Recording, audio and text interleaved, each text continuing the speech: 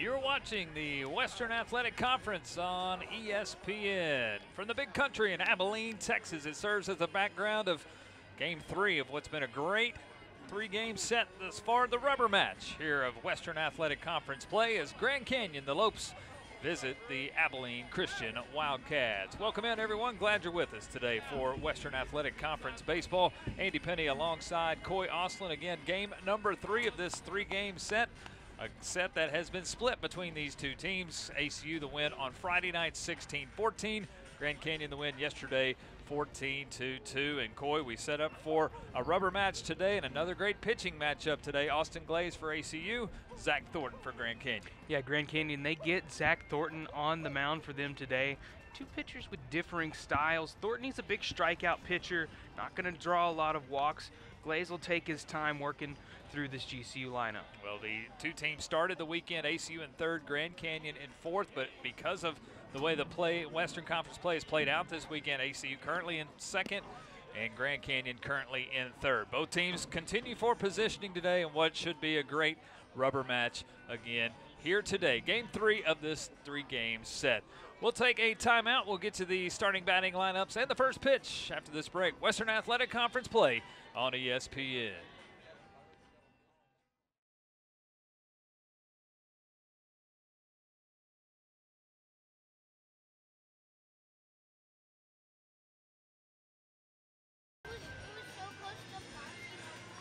And another beautiful day here in Abilene, Texas. Game 3 here, Grand Canyon versus ACU. Clear skies today, 66 degrees. And as you can see, very light wind, which has been different from the first two games here. Winds at 5 to 10 miles an hour. A beautiful backdrop here for Grand Canyon and ACU. Again, Andy Penny alongside Coy Austin. Coy, we've seen a lot of offense in the first two games as Grand Canyon's put up 28 runs in the first two games. ACU with 18 runs, not quite as many, but at the end of the day, ACU a 16-14 win on Friday night. Grand Canyon a 14-2 win yesterday afternoon, which sets up for the rubber match here in this three-game set.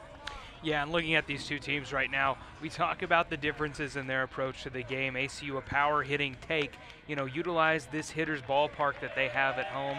But for GCU, they're all about getting on base, and they've shown how really effective they are when they get those guys. They've utilized all their walks to their advantage, brought a lot of those guys around to score this weekend. As you can see, the Wildcats taking the field here for the bottom of the first. It's a Grand Canyon team, again, that scored 28 runs this weekend, 14 in each of the first two games. That scored double-digit runs in their last 4 games dating back to last weekend.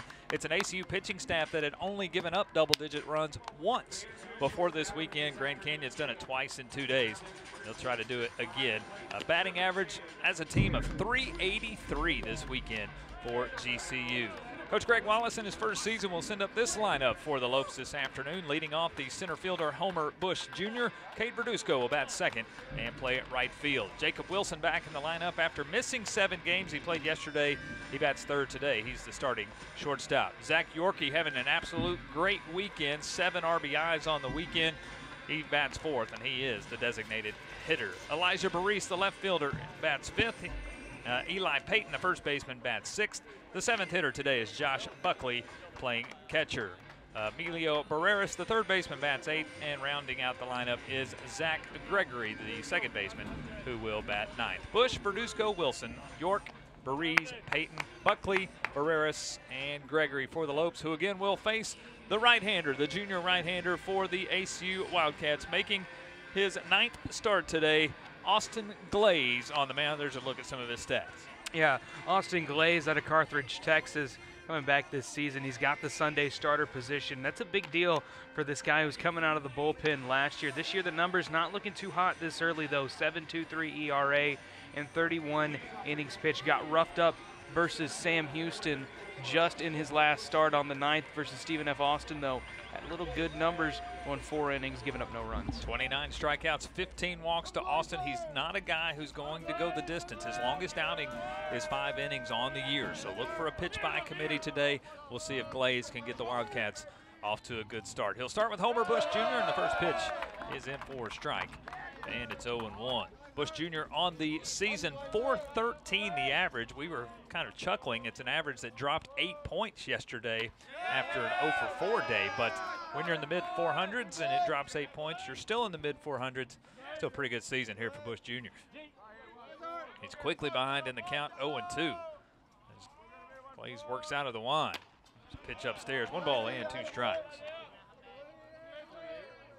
Yeah, Bush, he leads this GCU roster in hits and doubles this season. Here's a 1-2. He's fouled out of play. He's 3 for 10 on the weekend. Leads the conference in runs scored at 47. He scored 2 of those on Friday night. 57 hits, 11 doubles, 28 RBIs out of the leadoff spot. Here's the 1-2 by Glaze. High and tight, 2 balls and 2 strikes. That one got away from Glaze right there, got it up at the letters.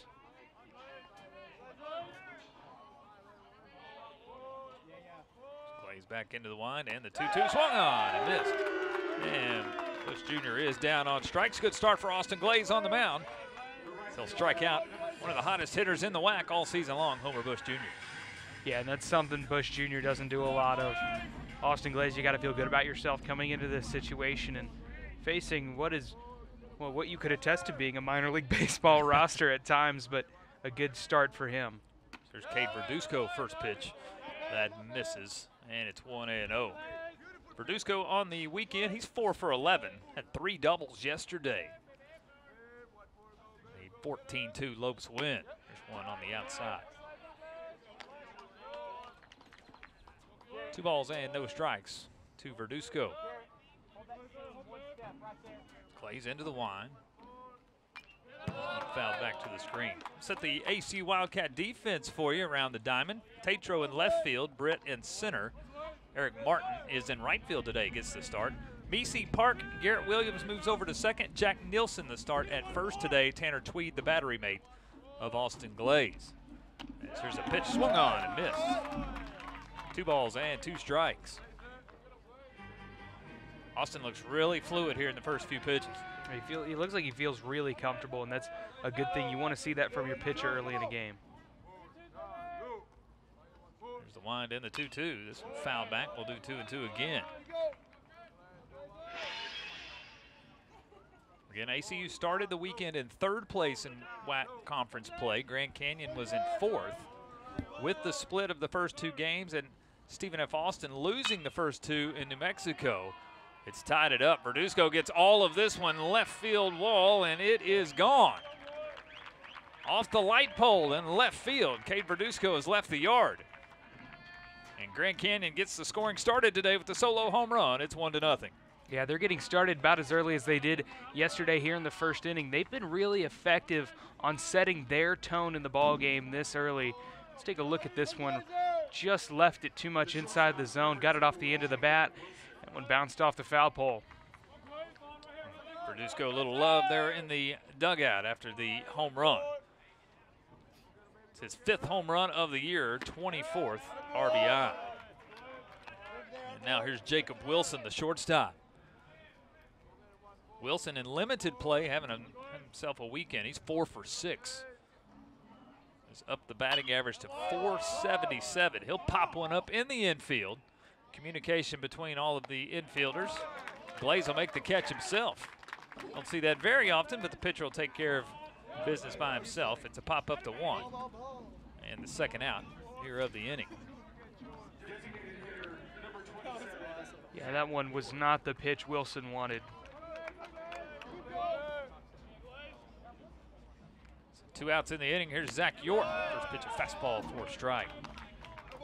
Zach York has absolutely raked this weekend. 6 for 9, 2 home runs, 7 RBIs. Had 5 of those RBIs Friday night, 2-run homer yesterday in the DH spot. It's 1 ball and 1 strike. Good looking pitch, but misses the zone. 2 balls and 1 strike. See ACU in the white pinstripes this afternoon, the purple jersey tops. Grand Canyon in the road grays with the black jersey tops. Here now the 2-1. This one lifted foul. 2 balls and 2 strikes. Yeah, York, he had a chance to show his power yesterday. Sent one over the fence, so productive player for GCU in this game. Left side of the infield plays very deep.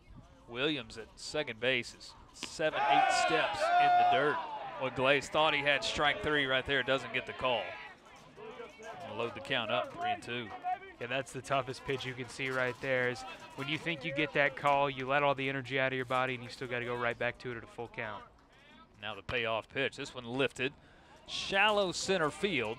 The shortstop Park is underneath it. He'll make the catch. It's a pop out to 6. And the side is retired. But a Cade Verduzco solo home run puts the Lopes on the scoreboard first. Grand Canyon, they've got an early 1-0 lead.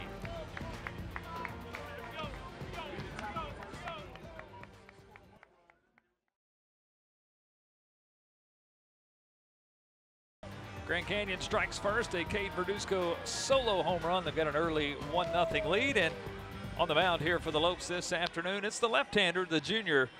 Where's number 21, Zach Thornton. Zach having a fantastic first year in a GCU uniform. Yeah, let me introduce you to the product of Lawrence, Kansas and Phoenix, Arizona.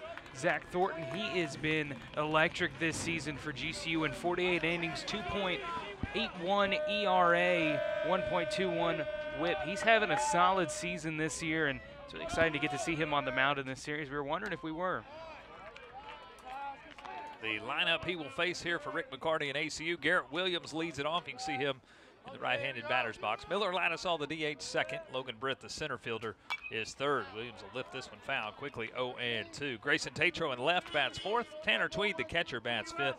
Maddox Meese at third base bats sixth. 7 through 9, it's Eric Martin today, the right fielder, bats seventh. Jack Nilsson at first, bats eighth, and Crew Park is the shortstop. Here's a ground ball up the middle. Nice play, Wilson down to both knees. Throw over to first, pulls Peyton off the bag, and it's an E6 on the play, and the Wildcats have their leadoff man on here. Don't see that very often, but Jacob Wilson just poor throw, pulls Peyton off the bag, and the Wildcats have the leadoff man on. What a pick right there by Wilson, though. Couldn't get the throw he wanted on it, and ACU already has a runner on here with Williams. The heart of this ACU order coming up. And that'll bring up Miller Lattisaw. Lattisaw in the lefty-lefty matchup here against Thornton. And the first pitch, this one ripped down the right field line, but will go foul, and it's 0-1. Let's take a look at the GCU defense this afternoon. Burries is in left field. Bush in center field. Verduzco in right. Barreras, Wilson, Gregory, Peyton around the diamond. Third to first, Josh Buckley is your starting catcher today, the battery mate of Zach Thornton. The 0-1 to Lattisaw. This is downstairs. Miller on the weekend, just 1 for 5, but he has walked 3 times. He's been hit by a pitch, so he's been on the base pass. Miller, the average currently at 294. Here's a throw over to first. Yeah, Thornton, the typical Friday starter for Grand Canyon, had a little hamstring issue this week. So Coach Wallace decided to scratch him from Friday start, give him a few extra days to heal, and he has. That's why he's on the mound here on Sunday.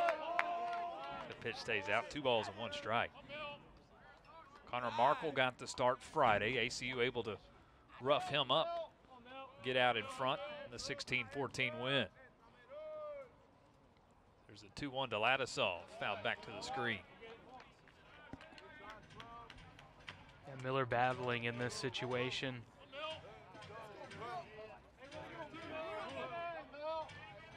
They have actually given Garrett Williams an infield single on that last play, not an error, E6. So Williams at first. Here's a ground ball up the middle, could be 2. Gregory to Wilson, over to first, and Peyton in time. It's a 4-6-3 double play. The 4th double play that Grand Canyon's turned this weekend, and a thing of beauty there. Boy, the middle of the infield makes that look easy. Yeah, little dribbler right there, 4-6 and over to 3 to end that at bat, get the double play, and hey, these pitch count is going down now because of that play. So bases are empty, 2 out. Logan Britt at the plate. First pitch upstairs, 4 ball. Logan, the average at 331. 44 hits on the year. 4 triples, 8 home runs. Both of those are top 10 in conference statistics. 602 the slugging percentage. Leads the conference in stolen bases as well with 20. This is the 1-1 from Thornton. 1 ball and 2 strikes. The transfer from Texas A&M, Logan Britt from Colleyville Heritage. High school teammate of Bobby Witt Jr. Might have heard that name. Starting infielder for the Kansas City Royals. There's a ball fouled out of play. And we'll do 1-2 again. Logan started the year hot. He was the WAC Offensive Player of the Week the first week of the season after a great opening weekend versus Nevada. Average currently sits at 331. Here's a ground ball to Wilson at shortstop. He's got it cleanly. Long throw is in time. 6-3, and the side is retired. ACU goes quietly in the first. A leadoff single, raced off the base path with a double play. Grand Canyon a 1-0 lead after 1. 1-0 Grand Canyon. Austin Glaze back on the mound for his second inning of work. Good first inning with the exception of one pitch to Cade Verduzco. Solo home run. Other than that, pretty solid first inning there for Austin. Yeah, you got to feel good about what he brought in that inning. One just got away from him. Nothing he needs to sit and fixate on. He looked really solid against the top of this lineup, which, like we talked about, are really highly touted players in the lower levels of Division I. Well, here in the second, it'll be Berees, Payton, and Buckley. First time through to see the right-hander. Grand Canyon with the run there in the top of the first. They have scored in 13 of the 18 innings. 9 innings on Friday. Yesterday, an 8-inning run rule game, 14-2. So the ball fouled back to the screen. So they continue to put pressure on this ACU defense and put runs on the scoreboard. Yeah, and what they've done a good job of this series is working these ACU pitches. There's a swing and a miss by Berees, and it's 1-2. Berees on the weekend, 4 for 9. There's a curveball hit up the middle, make it 5 for 10. Ground ball into center field for a base hit. And the leadoff man on here in the second. Yeah, you got to feel good if you're hitting 500 in a series, especially against an ACU team like this. Just one low in the zone, little off speed, and dribbles into center field.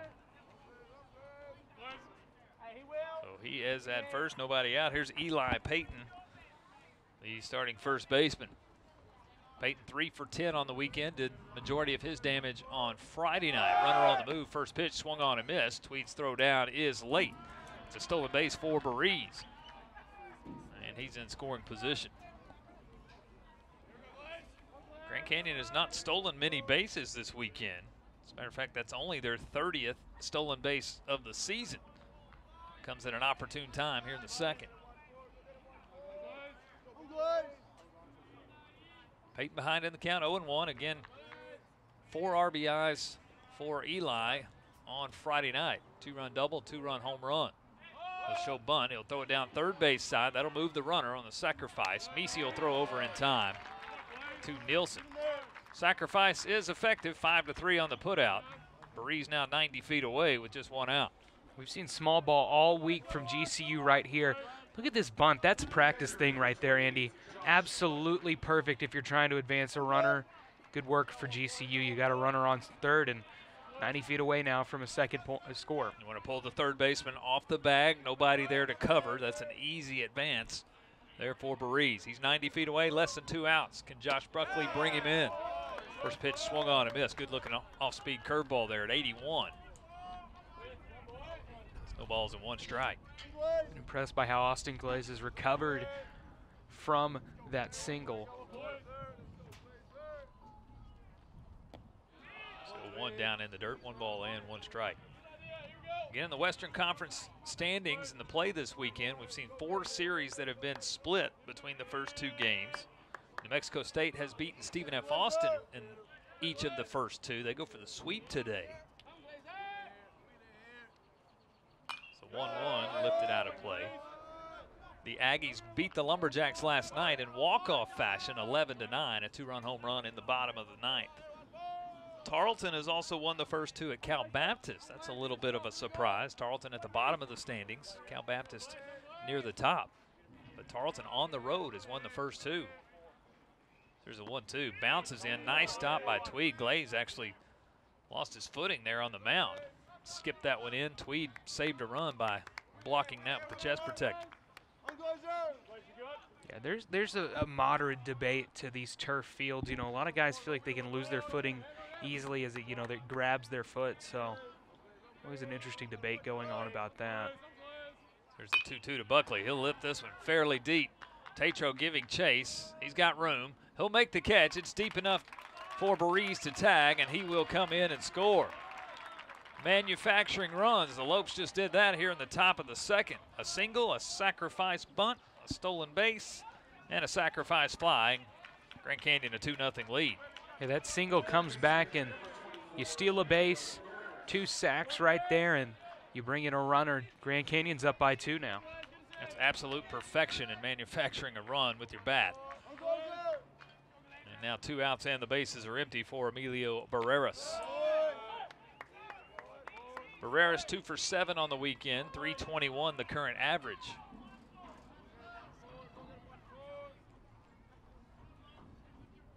Blazes into the line. Here's one fouled back.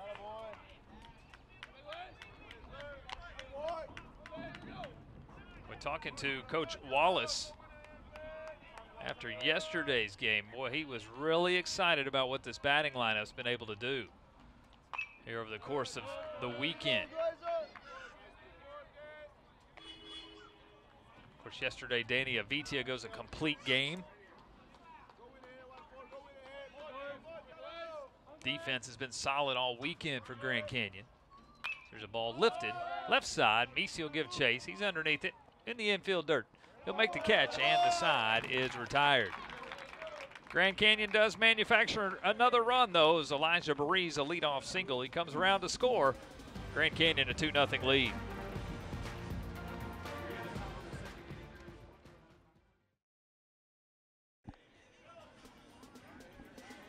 Two-0 Lopes. We move to the bottom of the second inning. 2 runs, 2 hits, no errors committed. ACU, no runs, 1 hit, but Zach Thornton and the defense able to turn a double play, and Thornton's off to a nice start on the mound for GCU.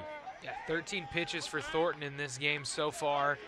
Good job from him making pace in that last inning, and a recovery from that interesting single call on Logan Williams. It's Tatro, Tweed, and Misi, 4, 5, 6 to see Thornton for the first time. Tatro's going to lay down a bunt right in fair territory. Easy play for Buckley, who comes up out of the crouch. 1 step into fair territory, lines himself up and makes a throw. 2-3 on the putout. Always an interesting time to score a 2-3 putout on that one. Interesting call here with the leadoff bunt. Grayson's got some speed, but didn't get that one. Bounced it down into, I wanted to say the dirt, but this is a turf field. Yeah, chest-high bounce for Buckley. Easy play. Again, out of the crouch right in front of home plate. 1 pitch in, 1 out. Here's Tanner Tweed, the catcher. Tanner's having a great weekend. Of course, Friday night, 4 for 5, 3 home runs, 9 RBIs in Friday's contest. On the weekend, he's 5 for 8 with 10 RBIs. He'll lift this one into right field. Giving chase is the right side. Verduzco, the right fielder, is able to get up underneath it and make the catch. Quickly, 2 outs here in this bottom of the second. Yeah, 3 pitches right here for 2 outs, and didn't get all of that one. Popped it in there. Thought there might be a bit of a debate between fielders, but cleanly fielded by Verduzco. Yeah, I was with you. I thought it might be in that Bermuda Triangle of sorts there for a minute, but Verduzco positioned well with time to get up underneath it. Now with 2 outs, here's Maddox Misi. We saw Daniel Avitia go into triple digits pitch count yesterday. We could see the same here again. Here's another ball lifted into right. Room to make the catch for Verduzco. It's a 5-pitch bottom of the second inning, and the side is retired. ACU goes quietly. No runs, no hits, no errors, nobody left. We get ready to move to the top of the third. Grand Canyon, an early 2-0 lead.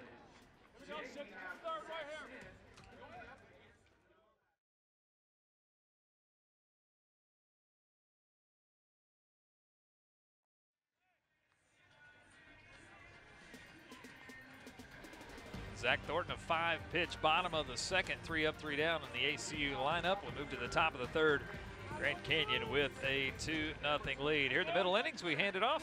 Take you the middle innings is Coy Austin. Coy? Yeah, take a look here at Zach Gregory, Andy. Yesterday, 3 walks and a double for him. Really good effort from the second baseman for Grand Canyon in yesterday's ball game. And he will be started off with the ball. Good pace so far for Glaze in this one. Working about his normal length as that one is in there for ball 2. Glaze 35 pitches through the first 2 innings. So able to work pretty efficiently in each 1 and 2, innings 1 and 2. Yeah, that one scrapes down low and inside, ball 3. So an early 3-0 count here for Austin Glaze against Zach Gregory. Finds his way back in there with a strike for a 3-1 count. Gregory not afraid to take pitches. He leads the WAC in walks. 35 walks. He's walked 4 times this weekend. Finds him for a strike 2 call. Maybe he thought that was a walk. He gestured a little bit for a second there. Saw a lot of patience from him yesterday with those 3 walks. Payoff pitch, they're going to appeal. He did not go, and it will be a walk for Zach Gregory. 1 on, nobody out. Well, I hate to say that Gregory was looking for a walk there, but not in any hurry to take the bat off of his shoulder. He does not the entire at bat. However, 4 pitches out of the zone, and he's earned his 5th walk of the weekend. And again, conference leading walk number 36. Hey, you talk about the guy is batting .279 on this season, but here's another one batting .406. Homer Bush Jr. watches that one fall in for a strike. Like you said in the first inning, he's been pretty cool in this series so far. Hasn't exactly gotten the pitches he wants. Trying to rebound here in this rubber match.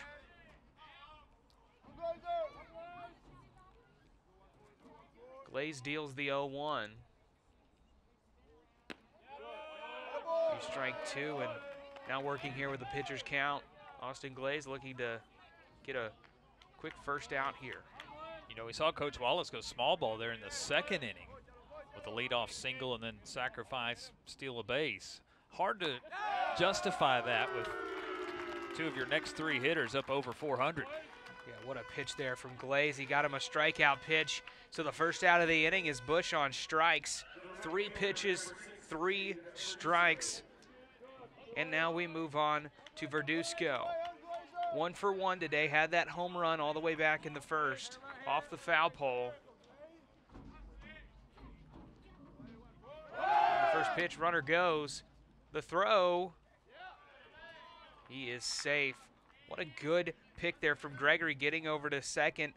And now you got a runner here in scoring position, and a chance, like you talked about, to play a little bit of small ball right here. Well, you don't get the sacrifice bunt down. You try it there on the first pitch, you don't get it. So now with 1 out, let's be aggressive on the base pass. 2nd stolen base here by GCU in this one. Again, a team that's not terribly aggressive on the base pass. Just stolen base number 31, but already the 2nd one today. Put another runner in scoring position. Verduzco 2 home runs in 2 games in a row. Watches that one bounce in for a ball. 2-0 count now for Austin Glaze in this at-bat. Runner on second. Got to feel a little bit of pressure with a runner behind you.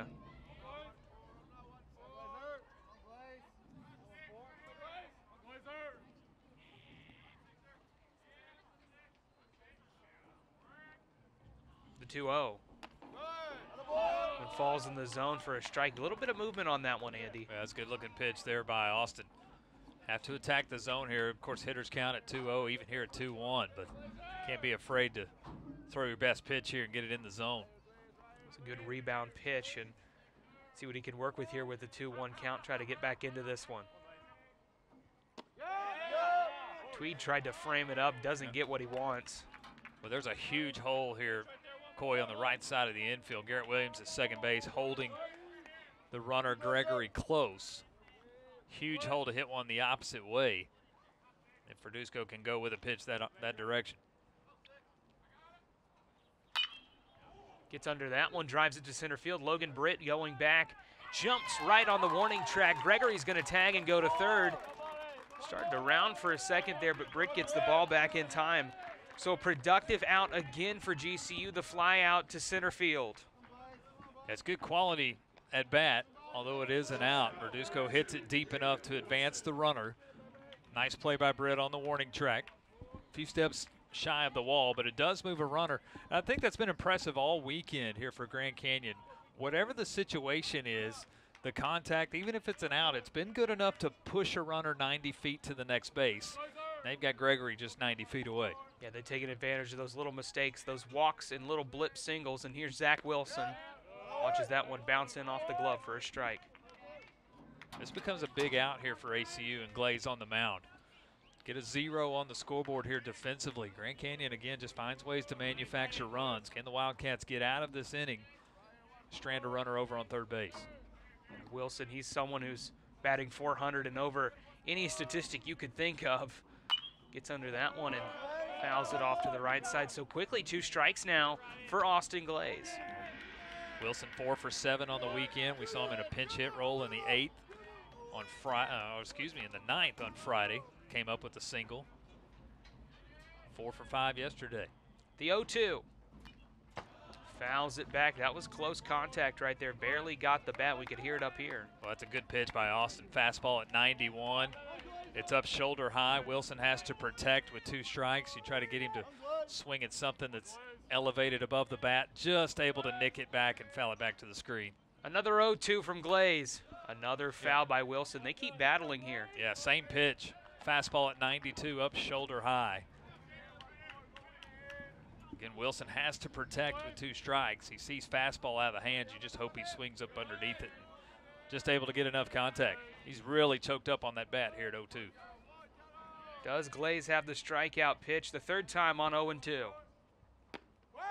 Low in the zone. Tweed tried to bring that one back up again. Couldn't get what he wanted on it.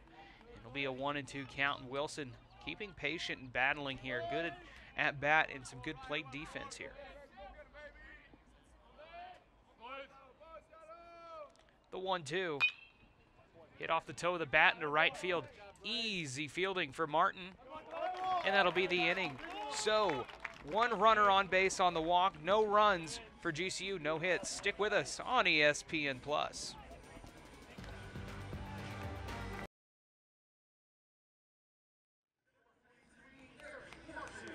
Welcome back to the Crutch on, well, what is a pretty baseball day, Andy. Perfect weather for the game. It'll be 7, 8, 9 for ACU as you see Wilson wasting, or pardon me on that, Thornton wasting no time getting to business here. It'll be Martin, Nielsen, and Park in this one. Martin yesterday 1 at-bat in this series as a pinch hitter late in the game.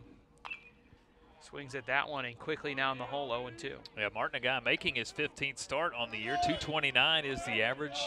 One who was in the lineup early in the season there in right field. Holden Rook's been out there majority of the last month or so, but Martin gets to start here on Sunday. So that one is a ball here. 1-2 now the count. The 1-2 pitch. Gonna be low in the zone. Boy, Zach Thornton is working quick here. He is not wasting time between pitches. Boy, just 18 pitches, too, for the first 2 innings. Recorded 6 outs and 18 pitches. Was making a point there in the bottom of the 2nd. As that one is chipped over on the right side of the infield. Over there for an easy and quick 4-3 put out. Yeah, Coy, I was making a point there in the bottom of the 2nd. We saw Daniel Avitia yesterday go triple-digit pitch count. He was about 105 yesterday in a complete game, 8 innings. You look at Thornton, he's been over 100 in each of his last 2 starts, 102 versus Utah Valley, 112 versus Seattle. So he's the guy who can go deep into games, and just 18 pitches through the first 2 innings. He's on pace to go 7, 8, maybe 9 today if needed, unless these ACU bats can get going. Here's Jack Nielsen, the first baseman, as he shoots that one through the gap in left side, and ACU's got a base runner on here in the bottom of the 3rd inning. That's got to feel good for Jack. First hit of the season, making his first start of the year. He was just 0 for 3 in pinch hit opportunities throughout the year, but his first start, his first at bat, and he gets a single here for the Wildcats. Yeah, the first, what you could say, true hit in this ball game. Obviously, there was the hit with Williams back in the first. It was a debatable call, but got a runner on here with 1 out now, and a couple hot bats with Park, Williams, and Ladisall. And the first pitch to Park is in there for a strike. See if we can get Crew going this weekend. 0 for 7 on the weekend. 263 is the average. Looks for his first hit here in the series. Watches that one come back in there for strike 2. Yeah, Park yesterday pinch hit 4 in the last inning. That was the 8th inning of that run rule ball game between these two teams. Trying to rebound here. Got a runner on first and a good opportunity. Watches that one outside. Good patience with the bat. Williams on deck right now. That's the one-hole hitter playing second today. The 1-2 is popped foul. There is no play for Peyton at first as that one's in the bleachers.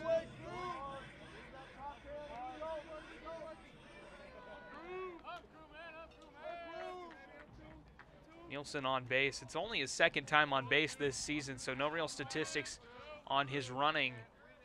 As there's a throw over from Thornton, probably trying to just catch his breath a little bit. He's worked pretty quickly here in this inning. Wasted no time throwing any pitches.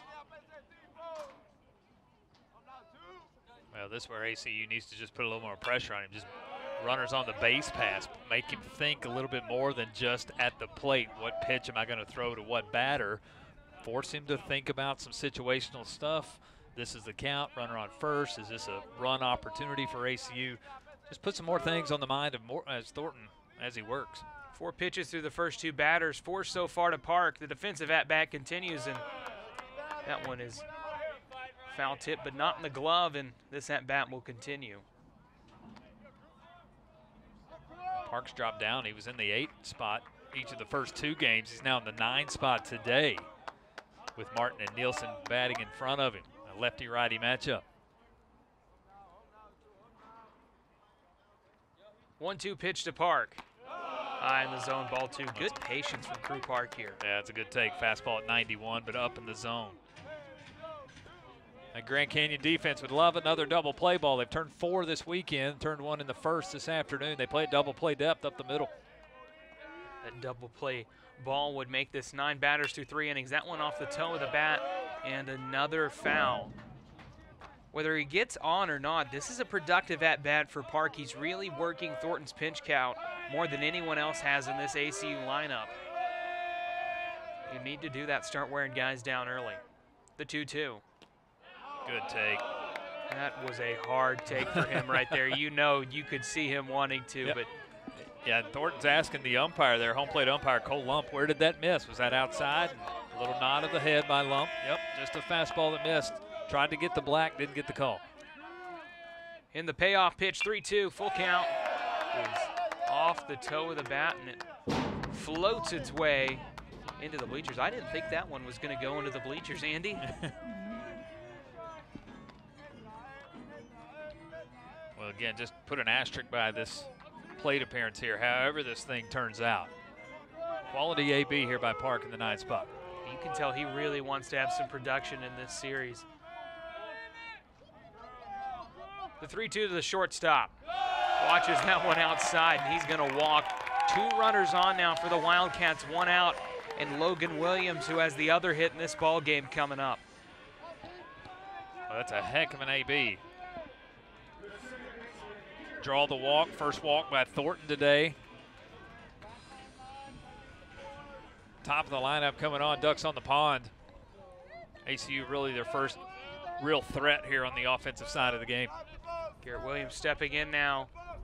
Runners on first and second.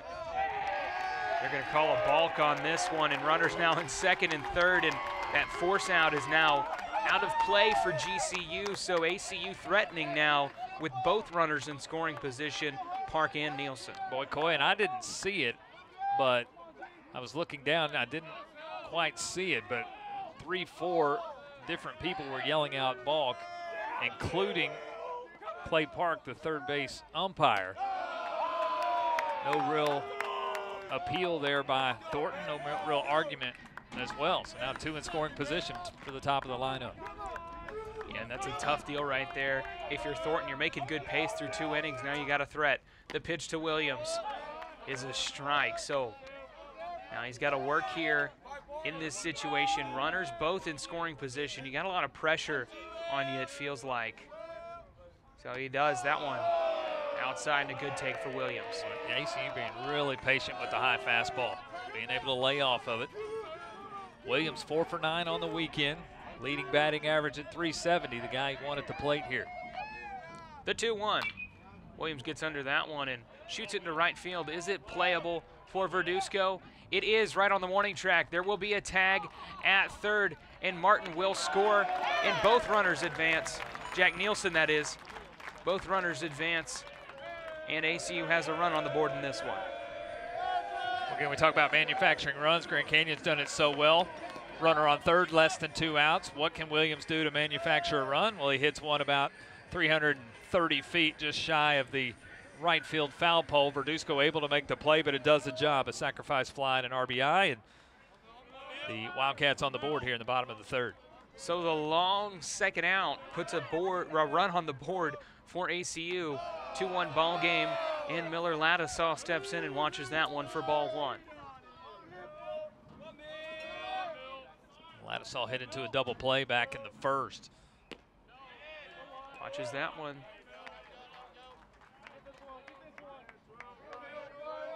So 1-1 the count now to Ladisaw. Runner on third, that's Park.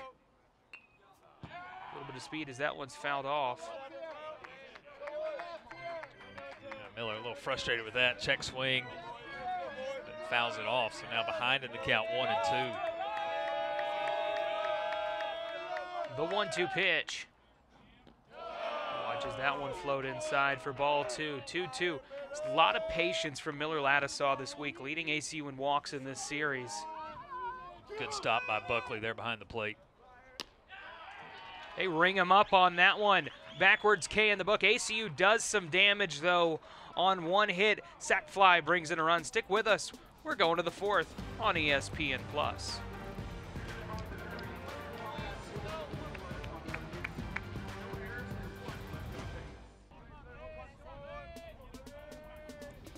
Crutcher, Scott Field, ACU, GCU, WAC Baseball on ESPN+. Andy Penny, Coy Oslin as that one dribbles back behind on an awkward delivery from Austin Glaze. It'll be the middle hitters, York Burries and Peyton York, lined out in the last one.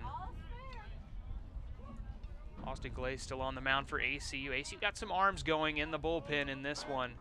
The 1-0 is in there for a strike. Well, Coy York's been a tough out all weekend long. 7 RBIs, 2 home runs on the weekend. Coach Greg Wallace had high praise for his freshman DH after yesterday's game. He said he does not stand in the batter's box like a freshman. He said it's nice to know he's just a freshman because he takes professional at-bats, and I think I would echo that sentiment from what I've seen this weekend. Gets under that one and drives it to right field. Foul. It was a long foul ball on that one, Andy. But yeah, you talk about it. It looks hard for ACU. Looks like they're having a difficult time trying to figure out how to field him and set up their defensive positioning for him. We've seen him play different depths on him on the infield. Right now, you've got second base with Williams. He's standing all the way back, almost out in the outfield. Well, that home run he hit yesterday was a no-doubter to right center field. Really put a stamp on yesterday's game. It was 6-2 at the time. ACU was starting to generate a little momentum. It felt like offensively, if they could get out of that 6th inning, they'd have a chance. But York, the 2-run shot to right center, made it an 8-2 game and really put it away. Almost takes some heads off with that one. A laser beam foul. Yeah, York, a lot of power in this lineup, playing that DH spot. He plays it really well. Working here with a full count against Austin Glaze. The 3-2. Under that one and another foul ball. Really working Glaze here on the pitches right now. There's plenty of power behind that 6'2", 290. It's a good battle here, Glaze. Again, Glaze is a guy who's only gone his longest outing is 5 innings, so he's in the latter portions of his start today. Can he finish strong? Pitch the 3-2 into the shift. Fielded by Williams on to first, and the first out of the ball game is a 4-3 put out. First out of the inning. And Coy, you mentioned it, just the defensive positioning on York, just trying to figure that out. And Garrett Williams at second base, I'm telling you, he's playing 20 feet deep in the outfield, quote-unquote grass. It is artificial surface here, but he's 20 feet past the edge of the infield dirt. Plenty of range to make that play, and York not the speediest of guys, so opportunity to make the play. Burries gets under this one. He drives it to left field. Looking up, that one is gone. A big fly for Elijah Burries here. Number 29 shoots it over into left field, in GCU they respond to ACU's run. 3-1 ball game for the Lopes. Well, second solo home run today. Burries was green light on fastball, and he got it. 91-mile-an-hour fastball, and that was a no-doubter over the left field wall. Second home run again today. 8th home run on the weekend here for GCU. Yeah, and here comes head coach Rick McCarty here. He's going to have a conversation with his starter. It looks like this might be the end of Glaze's day. The conversation is, and he's going to call to the bullpen here. So we're going to get to know who this next pitcher is, but Austin Glaze, a good job so far in this game. Glaze goes 3 1/3. So, new pitcher for ACU. We'll get to know him here after this break on ESPN+. Welcome back to Crutcher Scott Field. Pitching change for ACU. Max Huffling, the tall left-hander, stands on the mound. Andy's going to tell you a little bit about him. Yeah, intimidating presence. The junior lefty at 6'9", 250 pounds, Max Huffling. He's making his 12th appearance on this season. They're all in relief. He does have a 3-1 record. 4.76 is the ERA, but that's in 22 2/3 innings of work. 17 strikeouts, 14 walks, an opponent batting average of 236. We thought this would be the schedule of pitchers that we'd see today. After Glaze, you'd see Huffling in the middle innings, maybe a little earlier than anticipated, but this goes to Rick McCarty's schedule here, as Max Huffling is your typical first guy out of the bullpen, and he will take over here, trailing on the scoreboard 3-1. Yeah, Max, he's one of these guys in that ACU bullpen. He's really built like a professional pitcher, really, really tall. We can close the book, though, on the right-hander, Austin Glaze. 3 1/3 innings, 2 strikeouts, a walk, 3 hits, 3 runs, all of those earned. The home run by Burries is going to end his outing for the day. That is Burries' first home run of this series. And really for Austin, not a terrible outing at 3 1/3 innings of work. Made 2 bad pitches that led to 2 solo home runs, and that's the difference right now, as GCU just manufacturing runs. When they get an opportunity to score, they have 2 solo home runs and manufactured a run in the second. So the first pitch is a ball to Peyton. Yeah, Glaze, he left ACU really in this position better than they've been in the top of the 4th. It feels like all series. That one is in there for a strike, 1-1 the count. Well, you're right on that. Grand Canyon had 8 on the board after the 4th inning on Friday night. The 1-1 to Peyton. Swings at that one for strike 2, 1-2 the count. Yesterday had 4 on the scoreboard. Check that, 6 on the scoreboard after 4. So 8 on Friday night, 6 yesterday after the 4th inning. So pretty typical here for Grand Canyon. They continue to score in almost every inning of offense. They're going to appeal to third. They're going to say Eli did not go. Be a 2-2 count now to Eli Peyton, the first baseman. That home run by Burries, the 8th home run for the Lopes this weekend. They only have 32 on the season. They've hit a 4th of their home runs in the last 3 days. 8 home runs here in Abilene. That one just a bit outside. It'll be a full count now for Max Huffling against his first batter. Again, 3-1 ball game here in the 4th. The long ball has done the damage for Grand Canyon. They've done a little bit of small ball, though. Got a single around to score. The pitch. That one's outside for a walk. So Peyton walks, runner on first, 1 out. And it'll be the catcher Buckley stepping in now. That's good AB there by Peyton. Fell behind in the count. Stayed patient at the plate, the last 2 on the outside. So Josh Buckley steps in here, the right-handed batter. Not the highest numbers for him on this team, but very good behind the dish with that glove. The pitch. Swings at that one for a strike.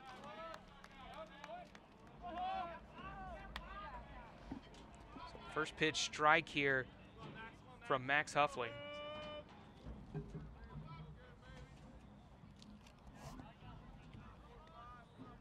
The 0-1, Huffling, long look on that one. Low in the zone. Tried an off-speed pitch there, stayed low at 79.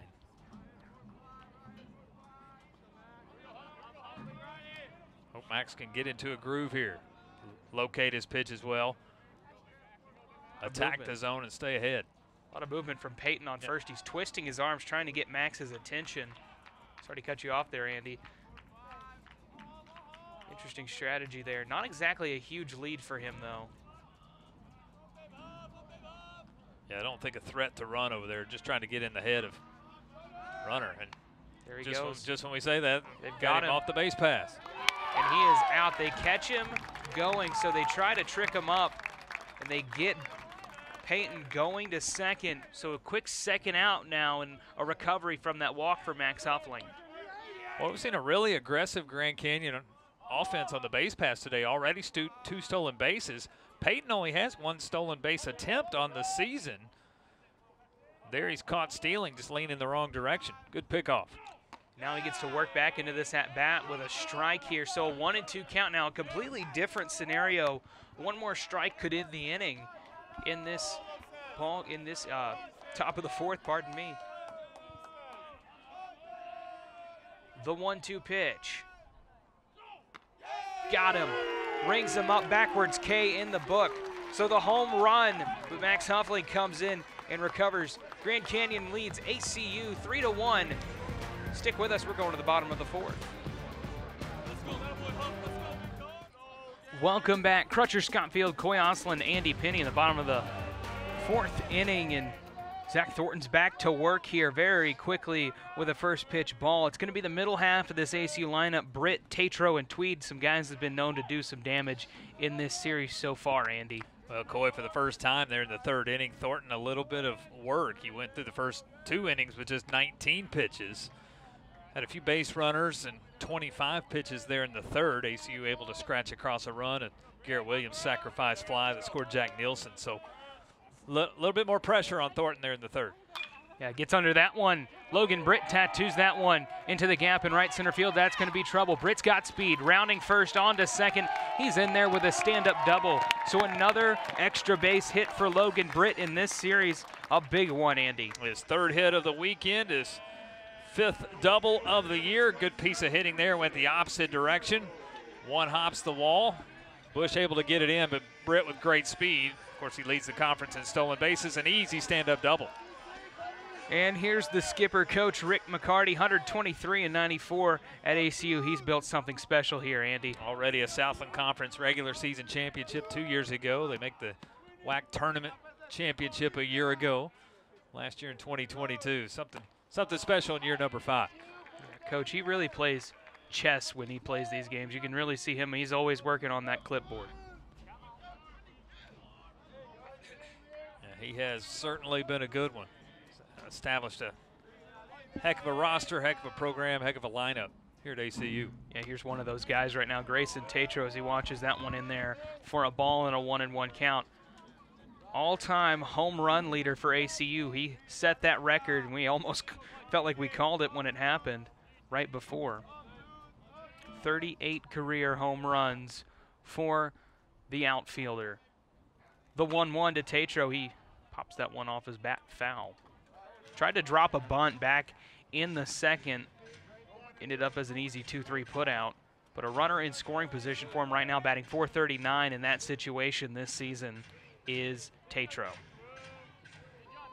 And a home run yesterday was team leading number 11.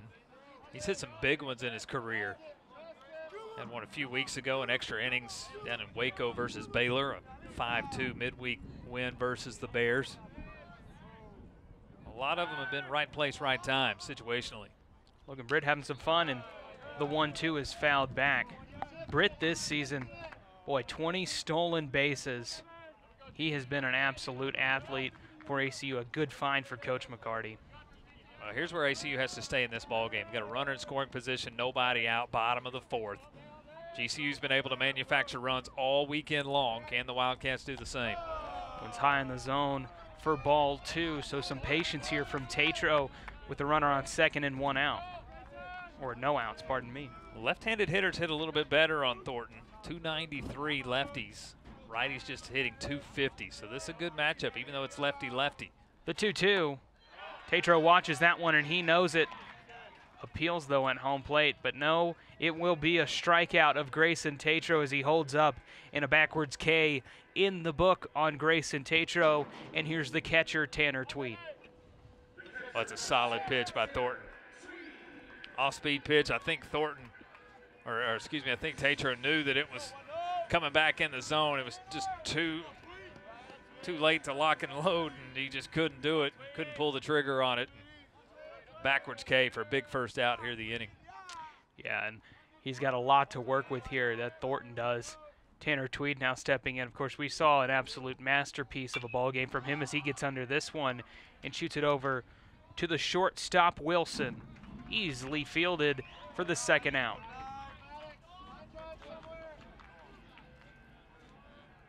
So 2 outs now quickly after the double, Andy. Well, I tell you, good, just first pitch swinging. I think that's the third or maybe even the fourth out we've seen today. Just first pitch swinging here. I think Tanner'd like to have that one back, but just popped it up. I think he's been out in 2 pitches today, twice. Yeah, Andy, it feels like when he gets to these situations, Thornton works back into this one, and another first pitch swinging. It'll be a pop out to right field, so an F9 ends the inning. The double from Britt does not come to pass. It's going to be the bottom of the top of the 5th coming back. GCU leads 3-1.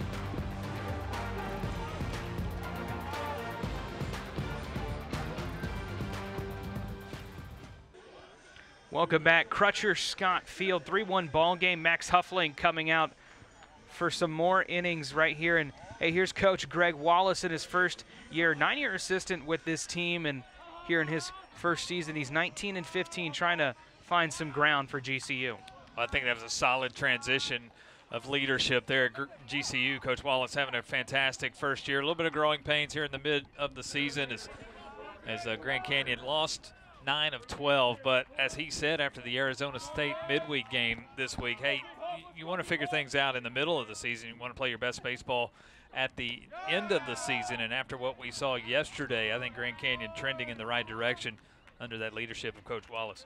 So here's Emilio Barreras playing third base today for GCU.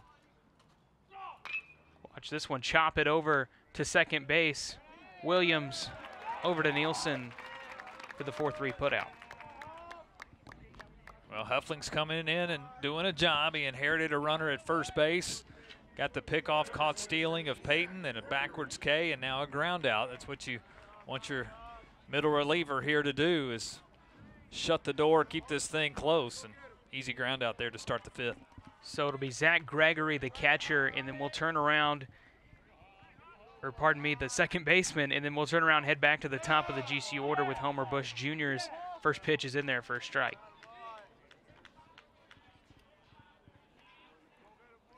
Gregory walked in his first at-bat back in the 3rd. He's a walk machine for this team. And he swings at that offering from Huffling. 88 on the gun. A little grunt there from Max as he released that fastball. First good cut. First cut today for Gregory after he walked. Yeah, and Max is wise. He knows he's going to have to work him as he watches that one in there. You're not going to fool Zach Gregory. He is a walk machine and a half. Yeah, 5 of them on the weekend. If he can get on base, GCU's got that top half of their order. Bush, Verduzco, and Wilson looking at it. Another good take.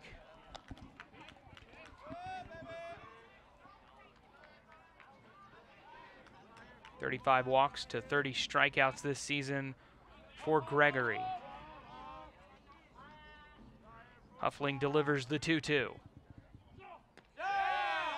just outside. A lot of patience, and you could hear a grunt from the fans on that one. But Max is really trying to paint that outside corner. Just hasn't got the call in the last 2 pitches, and Gregory's been patient. The payoff pitch.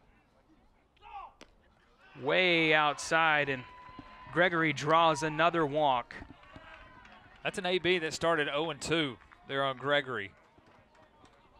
Talk about good vision of a strike zone. I'll tell you what, 0-2 you have to protect with 2 strikes, but those last 2 pitches prior to ball 4 were right on the edge.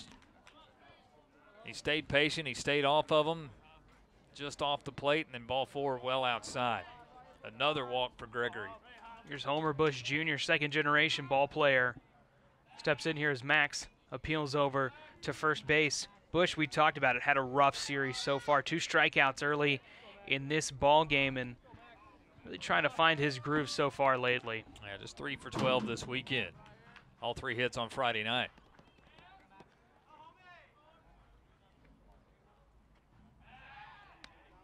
Max peels back over to first again. Really nervous. Gregory, 5 stolen bases over there on first, has not been caught stealing this season.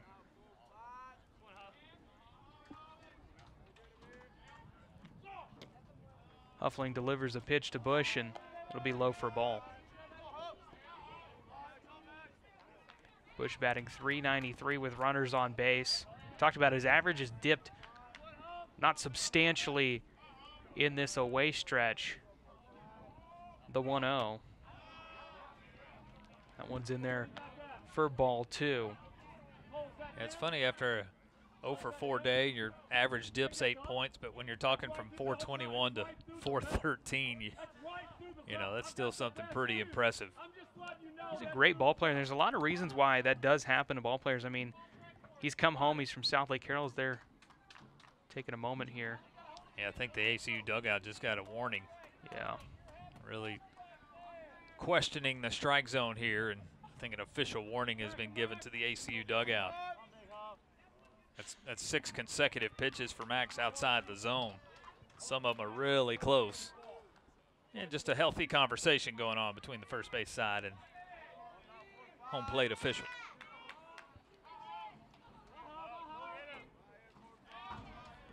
So the 2-0 pitch coming from Huffling here to Bush. Finally finds the strike zone at the top. With a healthy ovation from the hometown Wildcat fans here in the stands.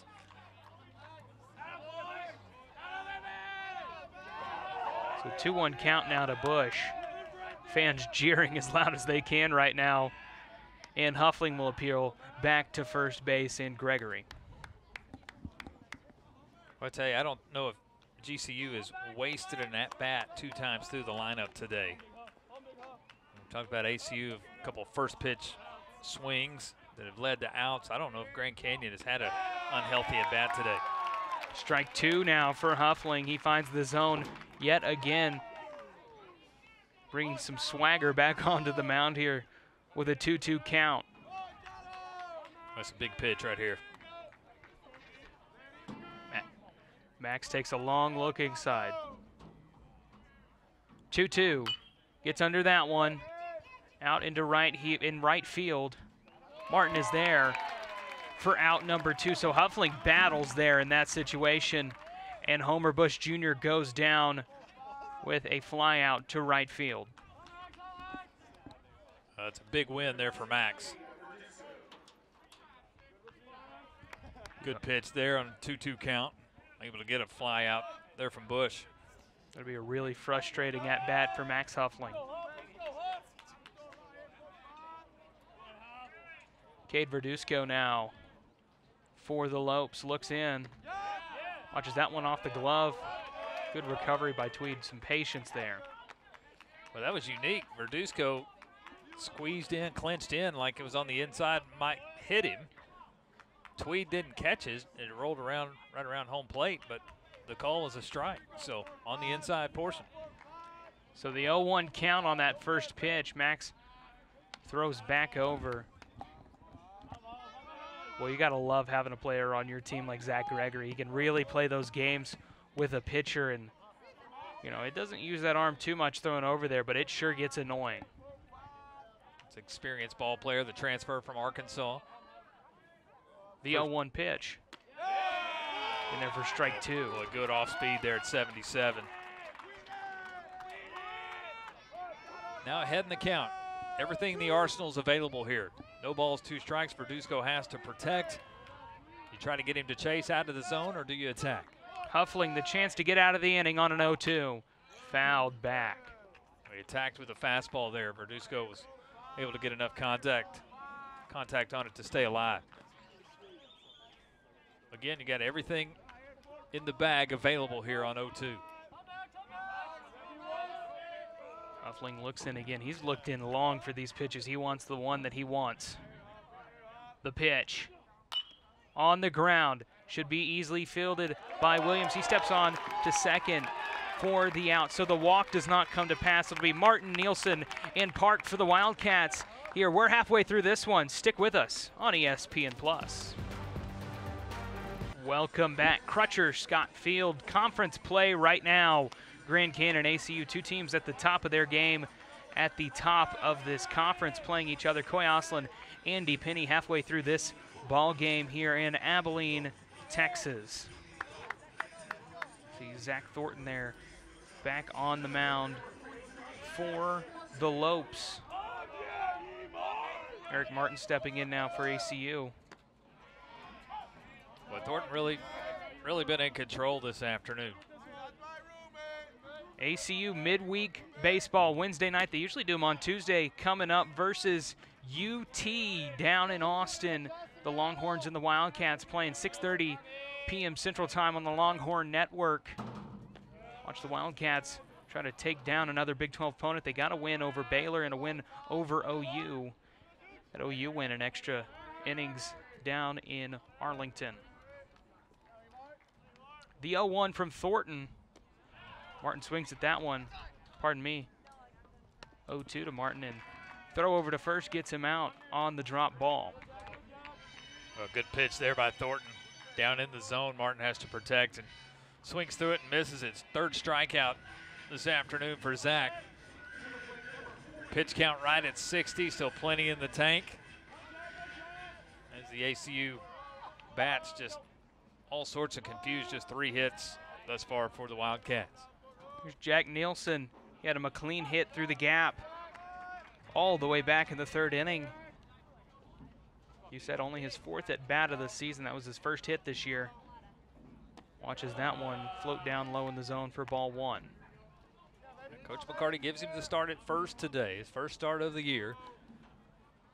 Garrett Williams stays in the lineup, just moves over to second. Bash Randall not in the lineup today. Good to see Jack in the lineup. Looking out of a 2-1, he shoots that one over into right field. There could be a little bit of confusion right here.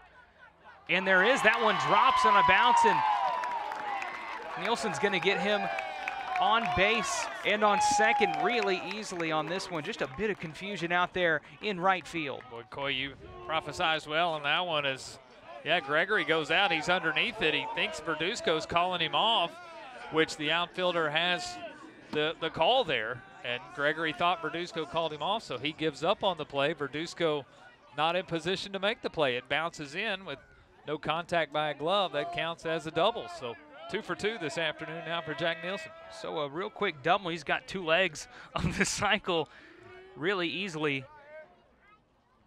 As we take a look here at Crew Park, walked back all the way back in the 3rd. Now we saw this in the last inning. Logan Britt had a double. He was out there. He did it with nobody out, but ACU could not manufacture a run. Runner in scoring position, less than 2 outs.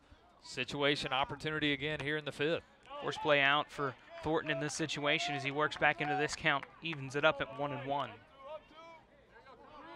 there just haven't been many base runners today. ACU stranded 2 base runners, as has GCU halfway through the contest.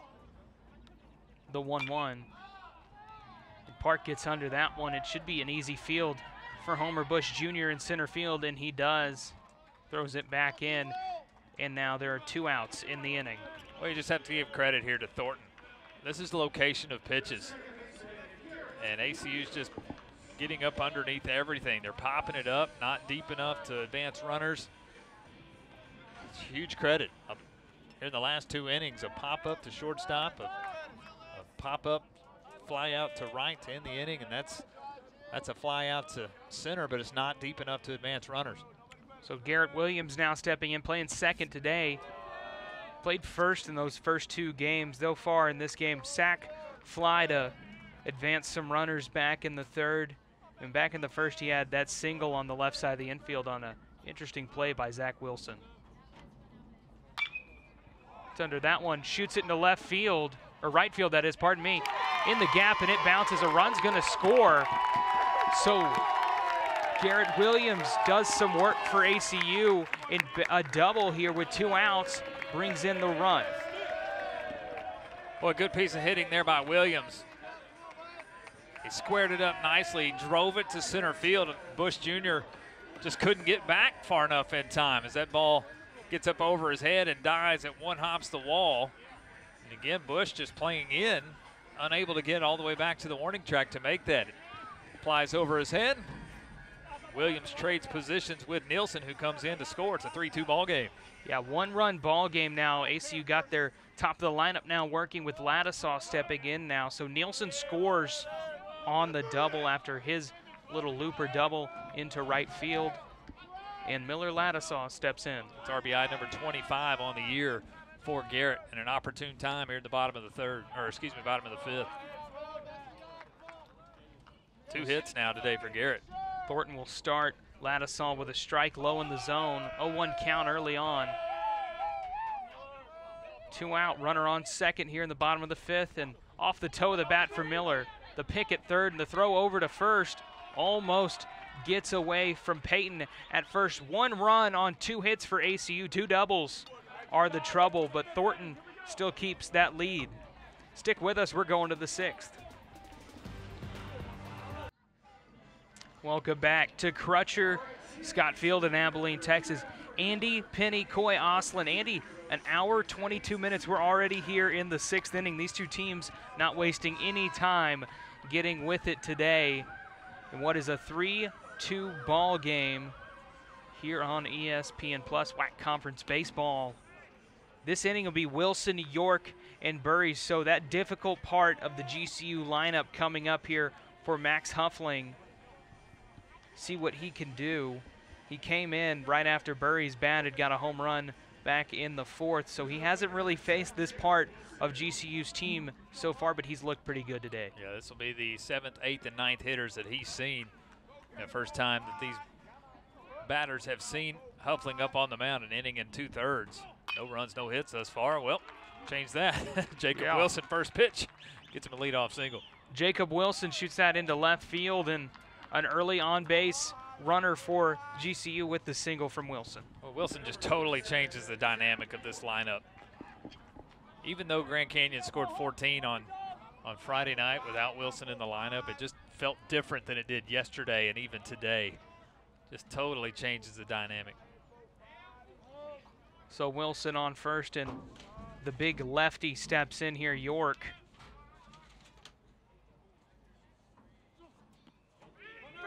That one bounces, and Wilson's going to advance to second with no throw.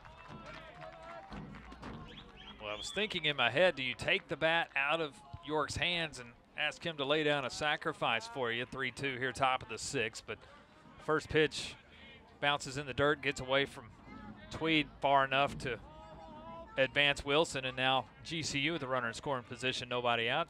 I think you let the big guy swing. Yeah, let him swing, but also, you got to think that that drop sack bunt could be in effect still. The 1-0 from Huffling, runner on second. Well, opportunity, I think here, York's a pull hitter. He's going to pull something behind Wilson. So even if he hits a ground ball right side, more than likely it's going to go to the right side. Wilson would still advance second to third. So at this point, I think it's all swing away for the big guy.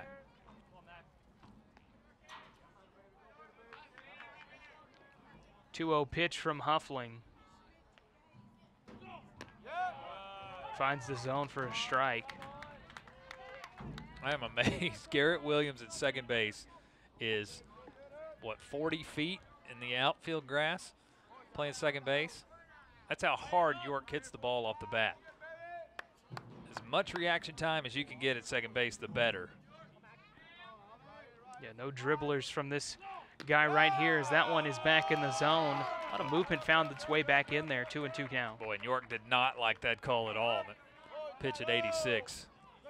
Good conversation there with home plate umpire Cole Lump. But 2-2, this is a big pitch. So 2-2 count, runner on second here. No outs. And a big pitch from Huffling. Cannot fool York on one low in the zone. It'll be a full count now for Max Huffling.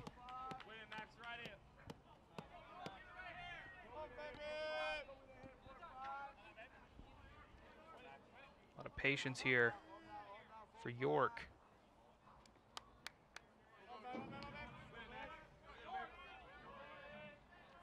The pitch to Zach York. He gets under that one and shoots it into the shift. Williams playing really deep on that one. And the deep 4-3 put out there, Andy, gets the first down of the inning for ACU. Well, that's a win-win all the way around. Williams has it positioned perfectly. We called him out for being 40 feet in the outfield grass, but it's hit right to him. It's an easy 4-3 put out, but it's a win-win because, again, York hits behind his runner Wilson, which allows Jacob to move up second to third.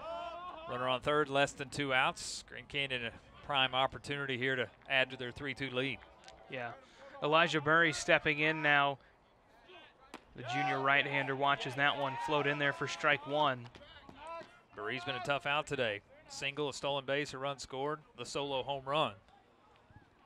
Toughest out in the lineup this afternoon. He's going to watch the 0-1 here with Wilson on third. He's 6 for 11 on the weekend, getting 3 doubles yesterday.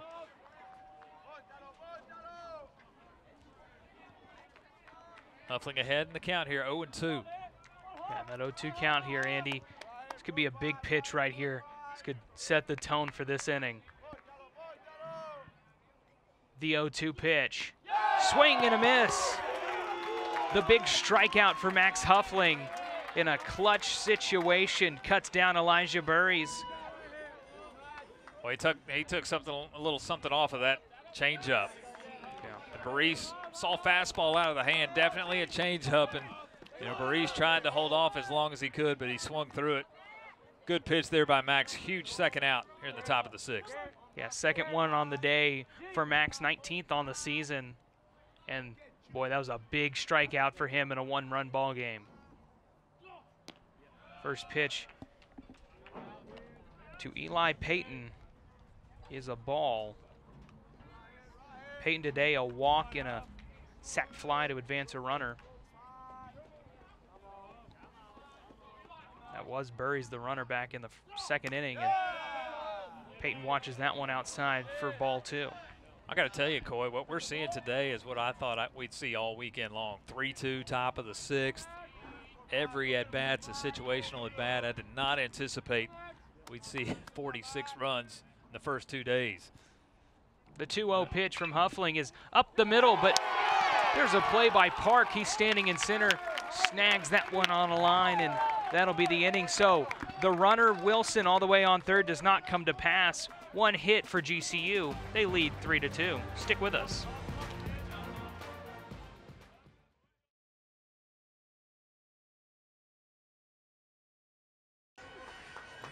Three-two ball game. ACU, they brought in a run in that last inning on some doubles, but here they are in this situation. 1-run ball game, bottom of the 6th already.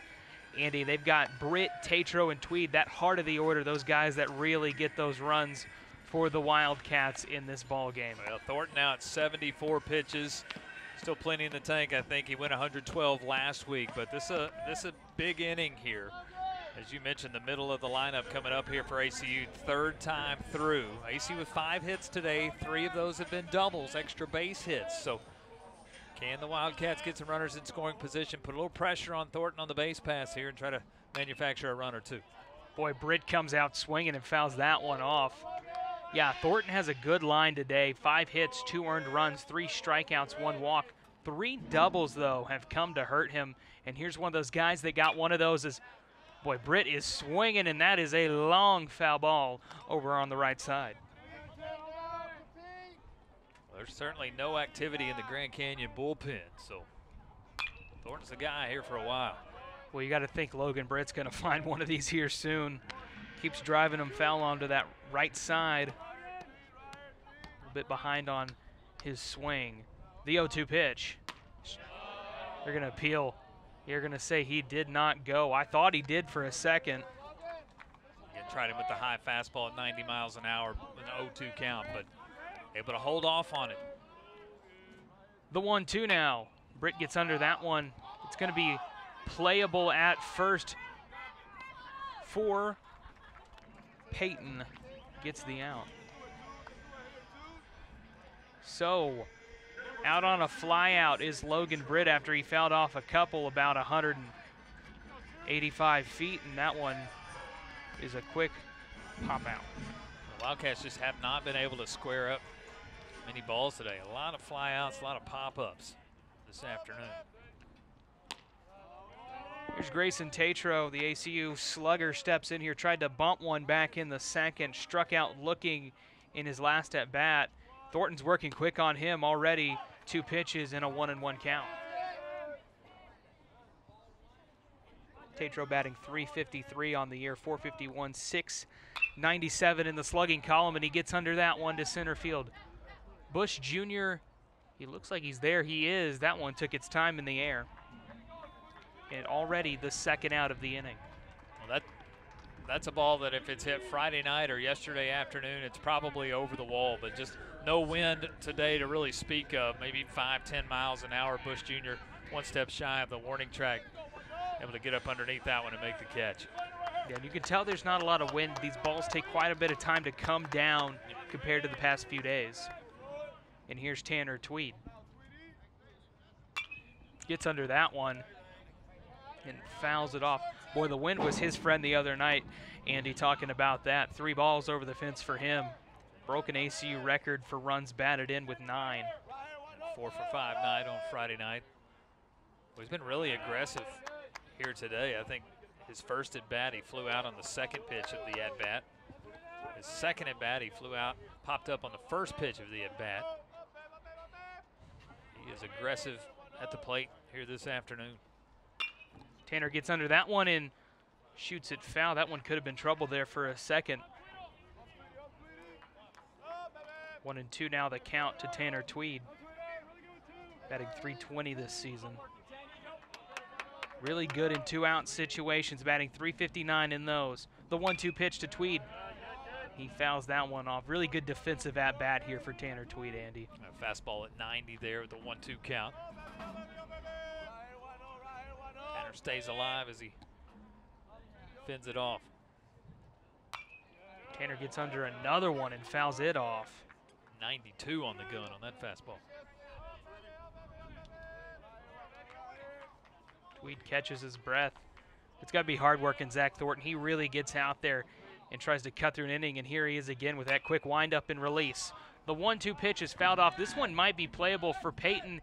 It is not. That one got helped by that little bitty wind gust right there. Peyton thought he had to play for a little bit. So a long at bat for Tanner Tweed now.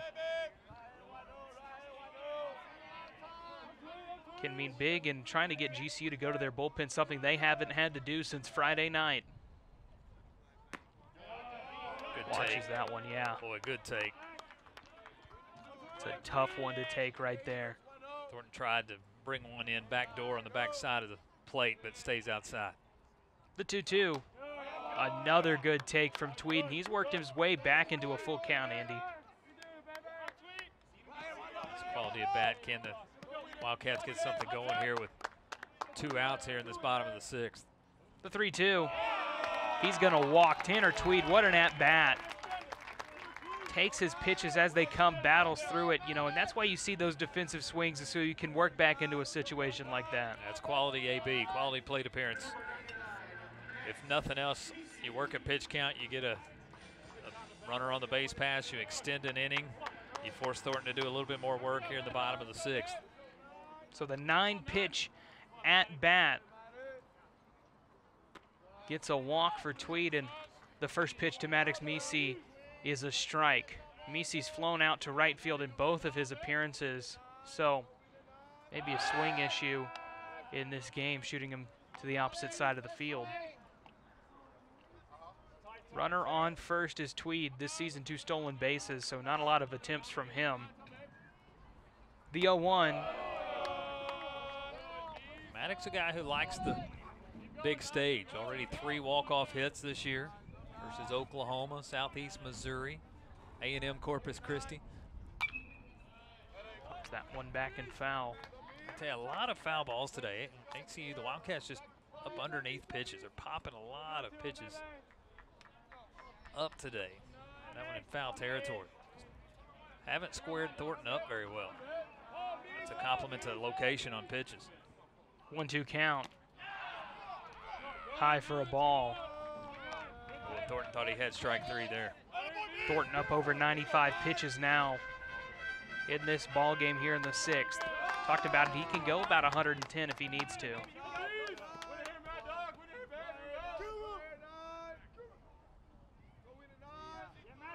The pitch. That one gets away, and Tanner Tweed's going to advance to second with no challenge at all. So they have to, if they want the out here, they've got to figure something out with Misi, because the force out with Tweed at second is now out of play. I'll tell you, just it skips away from Buckley far enough to allow Tweed to move, and that's huge with 2 outs, runner in scoring position. Now a single to the outfield ties the baseball game as opposed to just moving Tweed first to second. It'll be a 3-2 pitch, the payoff. On the ground to short, 6 on over to 3. Shortstop, first base. Wilson to Peyton. Ends the inning. ACU has some runners but does not come to pass. 3-2 ball game. Lopes lead the Wildcats going to the 7th. Stick with us.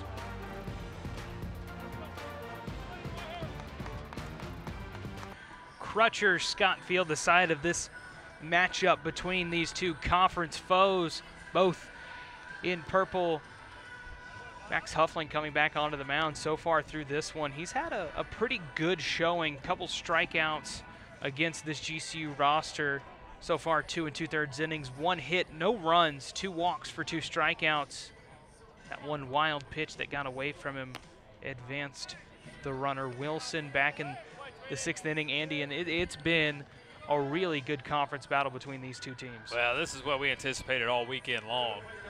As far as on the scoreboard, 3-2, I did not expect the offense that we've seen this weekend. This is what I anticipated, but give Max a lot of credit. He's the long-range middle reliever here, and he's into his almost his 3rd+ inning of work, 2 2/3, as you mentioned. No runs, just 1 hit. He's done his job as he came in there in the 4th inning, and he's held Grand Canyon at bay thus far. Yeah. First pitch to Buckley is down for a ball. The second pitch, and he gets under that one, pops it up left side infield. It's going to be Misi. No, it's going to be Park. Catches that one, and an easy 2-pitch first out for Max Huffling. Max has really been good at attacking the zone today. He gets a pop up there, quick first out here of the inning. Even Austin Glaze, I thought, pitched really well today. Made 2 mistakes that led to 2 solo home runs. A Verduzco solo shot, Bariz a solo shot. That's really been the difference. 2 bad pitches, 2 home runs.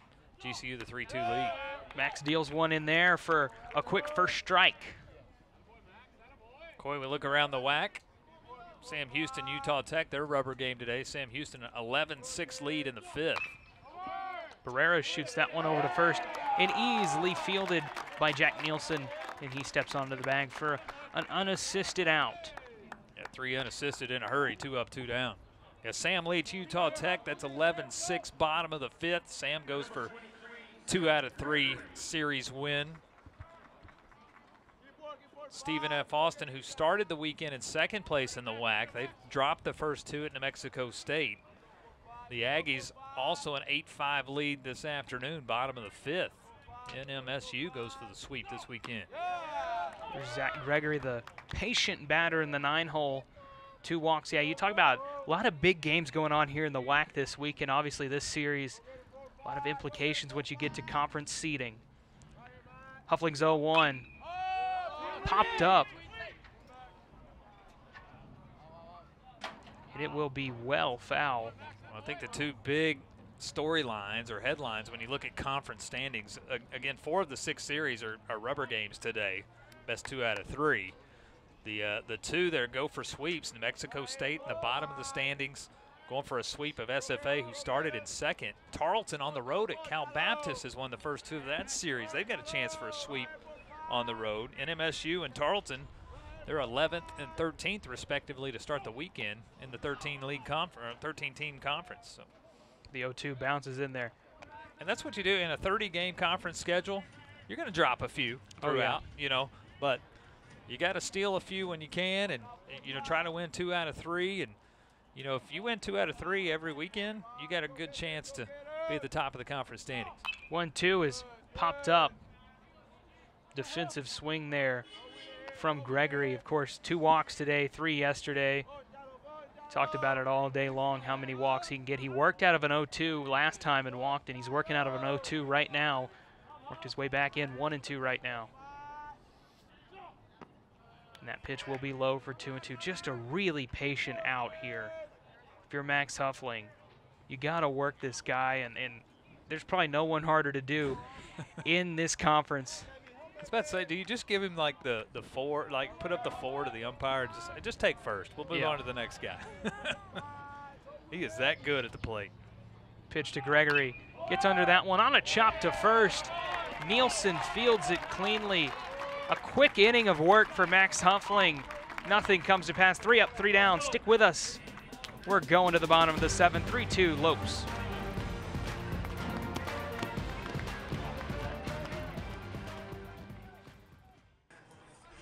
Bright and sunny in Abilene, Texas. You see the Railbirds there sitting and chatting around. A couple guys we've seen this week in Breck Eichelberger. But here's the man of the show right now, Zach Thornton. 6 innings, 2 runs on 5 hits so far. What has been a really good outing from him. 3 strikeouts in that too. Only blemishes those 3 doubles, Andy. McCoy, he will go over the century mark in pitch count here in this inning. 3rd consecutive start that he'll do that. You wonder what the limit is as far as pitch count is concerned, but he's been in control. Again, just the 5 hits given up, 3 extra base hits, but nothing has been consecutive as far as this team is concerned. Look at the middle part of this lineup for ACU. Britt, Tatro, Tweed, and Meesey today. A combined 1 for 11. So he has really controlled the heart of this lineup. Martin gets under this one and shoots it in to the outfield for a single. Martin, his first hit of the day, struck out in the 5th and ground out in the 3rd. That's huge here. You get the tying run on. We have not seen ACU play small ball yet this weekend, but with Jack Nielsen coming to the plate, who does have 2 hits today. Don't want to give that away, a single and a double, but now you're in the latter innings, bottom of the 7th. Thornton on the mound, he's been effective. This might be your situational here where you see a sacrifice bunt coming down here from Nielsen. Let's see if he could execute. Yeah, Greg Wallace, yeah. He is showing bunt. The throw over to first is not in time. Yeah, this is where Coach Greg Wallace is going to have to play strategy a little bit. Barreras at 3rd is charging hard. They would love to get the lead runner here. Nielsen might lay this down first base side. Infielders moving in and watches that one float in there for a high strike. That's the part I love about baseball. Who can execute in a high pressure moment? If you get Martin over, you got some power bats coming up as that one is popped over on that right side. 0-2 count now. And now with the 2 strikes, Nielsen swinging away. Still trying to lay one down with 2 strikes. There is someone warming up in that GCU bullpen just in case something does happen. Thornton's been nothing short of great today. The pitch. It's in there for a ball. Barreras has dropped back to normal depth at 3rd base. He's a few steps behind the bag, about 15 feet off the line. A lot of green grass on 3rd base side. The 1-2 pitch. Popped up, foul.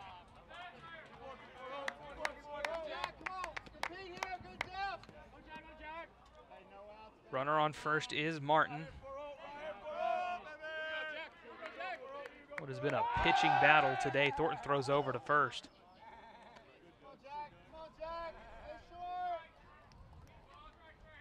Thornton taking his time now. We were watching him. He was going pretty quick, but he has slowed his pace down substantially here in this 7th inning. One is high for ball 2. 2-2 now the count. They start to get tired. The release point's a little bit higher on that last pitch. Stayed well up in the zone. So a 2-2 count now for Jack Nielsen. Gets under that one and fouls it. A good defensive at-bat from him here. We've seen ACU do that in these situations, really getting those pitch counts up. Again, Nielsen coming into today had only had 3 at-bats on the year. He's 2 for 2 today. I think he's earning himself future at-bats. This is a quality one here. Watches that one come in. He's worked his way back in. Yeah, Andy. good take. A fastball at 91, but it's on the inside. Don't think Martin will be on the go here. 3-2, nobody out. Allow Nielsen to try to do something here at the plate. Big pitch. Big pitch for Zach Thornton. The full count, 3-2. Fouled off on the payoff pitch. Staying alive. Got to do what you can. High school teammate, by the way, of Homer Bush Jr. right here. South Lake Carroll High School in the DFW Metroplex. 3-2 pitch, runner on first. Ball 4, 2 on now. Nobody out. ACU threatening now, big time for the first time in this ball game. Well, we'll see if Coach Wallace considers a visit here. There is action in that Grand Canyon bullpen. Tying run in scoring position. Go ahead run now at first base, top of the lineup. Ideal situation here for the Wildcats. There is a mound visit, but it's just the infield here. And still in a situation here, Coy, where we might see sacrifice bunt laid down, especially if Barreras, the third baseman, charges hard at third. We'll see if the wheel play is on here with Wilson, if Wilson will make his way to third to cover third. Yeah, that'll be Crew Park. A little bit of speed there check in that, him. Yeah, not the top of the lineup yet. Crew Park in the 9 spot. So a bit of speed there, Andy. He walked back in the third, flew out to center field in his last at-bat. Crew Park got a lot to prove in this ball game, can come to do something big here. And Coy, here's a situation where everybody in the infield knows exactly what's about to happen. It's a matter of execution.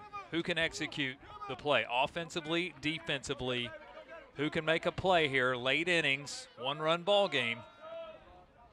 Park goes ahead and shows bunt. The first pitch, and what's a big at-bat for the Wildcats. Park watches that one high in the zone. A good call to pull that one back. And it might be pull it back, take sign until you get a first strike. They want the right pitch to bunt it. There's a lot that goes into this. Off the tip of the bat. 1-1 the count now. Nobody out. Runners on first and second. Barreras is going to stay back as long as he can to try to be able to retreat and cover the third base bag. Got to lay one down third base side, about 20, 25 feet up the line, force Barreras to come make the play. That one's a dropper. They're going to throw over to third. He's safe. Bases loaded. What a call by Zach Thornton. Greg Wallace coming out here now. He does not agree with the call at third. He's going to have a conversation with Clay Park, the third base umpire. Boy, it is a bang-bang play, and I think Wallace has an argument here as Martin makes a slide in. It's a forced play. Boy, it's a bang-bang. And give Clay Park, the third base umpire, credit. He's right on the call. So the interesting call by Thornton does not get any outs. Bases loaded, and what I'm thinking right now is this mound visit happens. It looks like there will be a substitute pitcher. So, new pitcher right now for Grand Canyon. Bases loaded. Stick with us on ESPN+.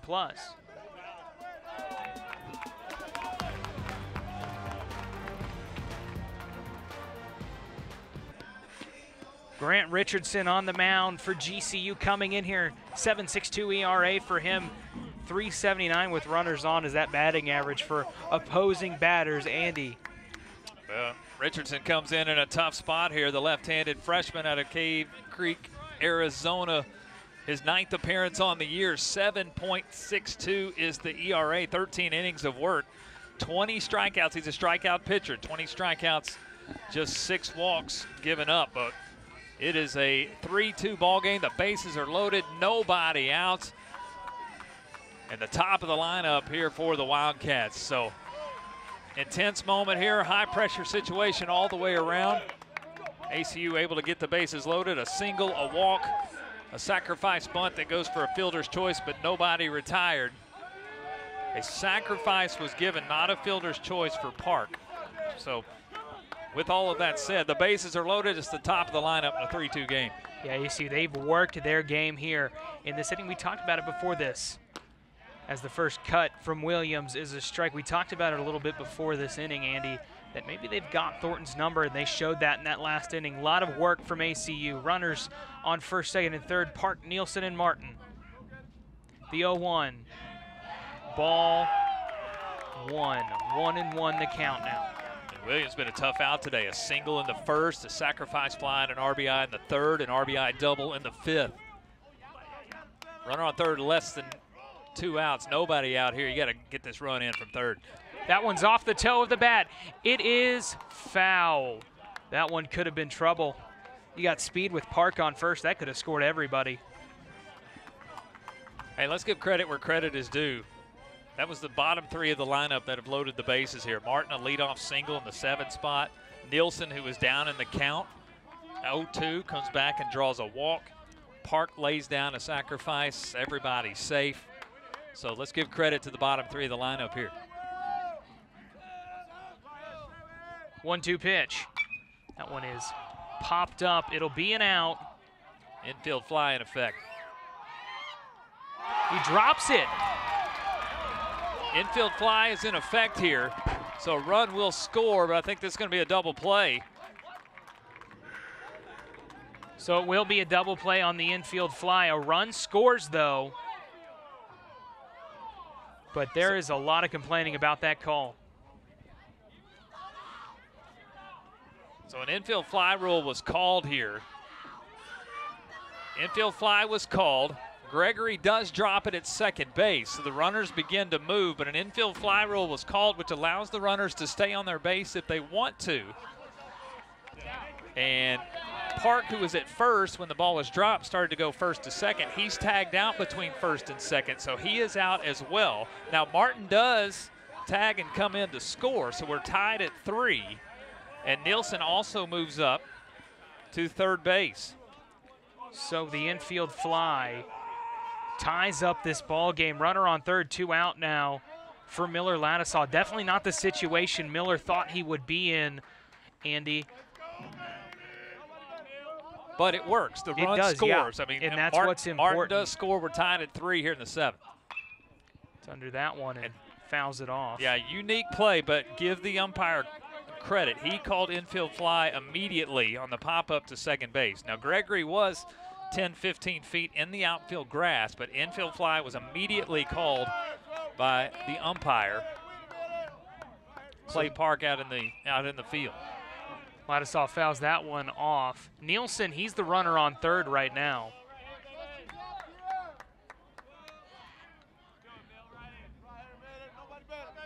The runners do not have to try to advance even as Gregory dropped that ball, but that's where Park got caught up between first and second. Ladisaw watches that one. The appeal, he's going to say he did not go. They thought they had their strikeout on that 1-2 pitch right there. Tie ball game, 7th inning, Abilene, Texas. A lot of implications with this game, Andy. The 1-2 pitch. Miller fouls that one off. Yeah, this is one now as this has come down to the final 6 outs for both teams. And you'll put an asterisk by that, whoever can get out of here with a series win. Of course, if you tie in the standings, the first tiebreakers who won the series. So a lot on the line here the last 2 innings. It'll be another 1-2 pitch. They struck him out. Good work, Grant Richardson. Only 1 run comes to pass. They get out of the bases loaded 3-out situation, but it's a tie ball game. 1 run scores. Stick with us on ESPN Plus. High tension here in Abilene, Texas, but it's not high noon anymore. About 3 o'clock, 2 hours to this one. We're in the 8th. Coy Osland, Andy Penny tied 3-3 as I hand the baton over to Andy Penny. Thank you, Coy. 3 runs, 6 hits, no errors for ACU. 3 runs, 4 hits, no errors for Grand Canyon. As we move to this top of the 8th, it's still Max Huffling on the mound. 3 2/3 innings of relief, no runs, 1 hit, 50 pitches for the 6'9" left-hander. He's back on the mound here in the 8th in a tie ball game here at 3-3. It's the top of the lineup, Homer Bush Jr. to lead it off. First pitch swinging, lifts one into left center field. A long run for Tatro. He can't get there. It'll one-hop the wall. Tatro will get it back in a hurry, but Homer Bush Jr. his first hit this afternoon. A leadoff double here in the 8th. And Grand Canyon comes firing back after ACU ties it in the 7th. Homer Bush Jr. first pitch double here in the 8th. Yeah, that's what we expected to see from Homer Bush Jr. this week. This is what he does. A lot of speed on the base paths, but a good hitter all around, and glad to see him doing what he does best. And here comes Rick McCarty after 1 pitch and the leadoff double. That might do it for Max Huffling, who did his job. The middle innings, a lengthy middle inning relief appearance after Austin Glaze went 3 1/3, and Coach McCarty will go ahead and make the call to the bullpen. We'll tell you about the new Wildcat pitcher. We are all tied at 3, top of the 8th. A great ball game this afternoon. We'll tell you about the new pitcher after this timeout.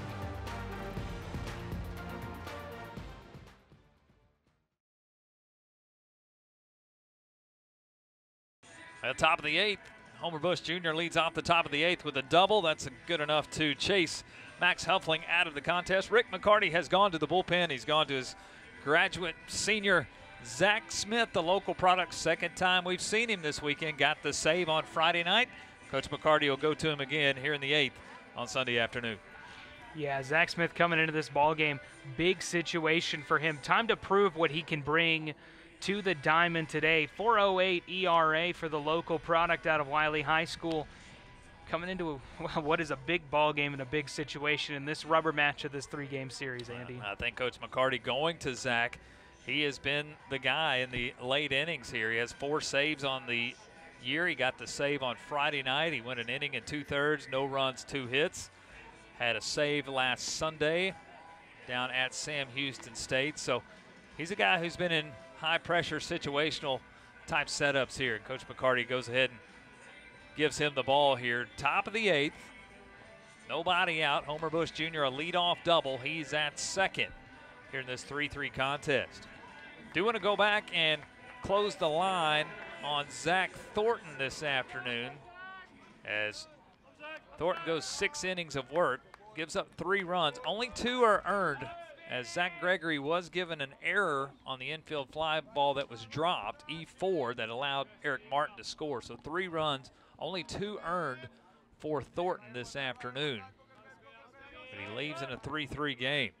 First pitch here is Zach Smith. It's a bunt by Verduzco, the only play for Smith's over at first. He'll make the play. It works as a sacrifice, 1-3. And now Bush Jr., the go-ahead run for the Lopes, is over at third base with 1 out. Yeah, good strategy call here. Small ball, we've seen it all week from the Lopes, and you got some speed on third, and so anything out of the infield, I'm going to expect to score that winning run in Bush. And here's an intentional walk for Jacob Wilson, as Wilson makes his way to the plate, but immediately an intentional walk. So Wilson will go to first. So runners on the corners now. Wilson is over there, and here's Zach York. Yeah, there's a lot that goes into that strategy. You set up the double play, you put down the very difficult hitter in Wilson, and you bring up York, who today is lined into a 4-3 twice. Yeah, 0 for 3 today is York. He's hit it hard, but he's hit it to second base the last 2 times up. 3-3 ball game, top of the 8th. The runners on the corners and 1 out. Smith out of the stretch here to York.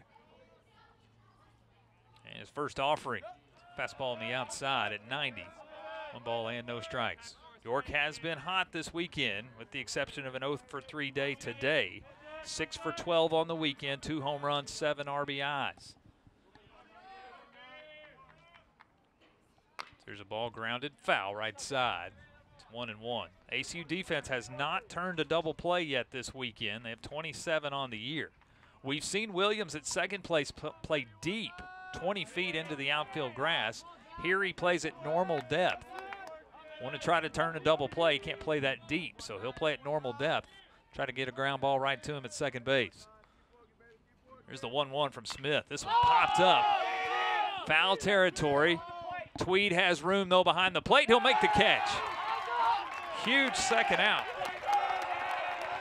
On the foul out in foul territory right behind home plate, Tanner Tweed. 2 outs in the inning. Yeah, what a big play right there for ACU and Zach Smith. Working that runner as good as they can, and York pops up.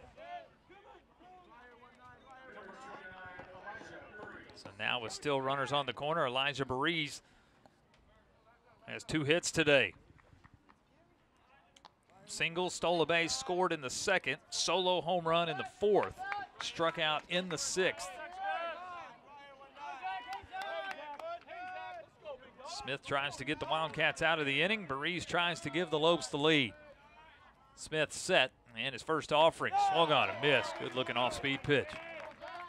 Barise, yeah, he's been trouble for ACU all week. He's probably the hottest hitter, it feels like, on this GCU roster, and he already has the home run today.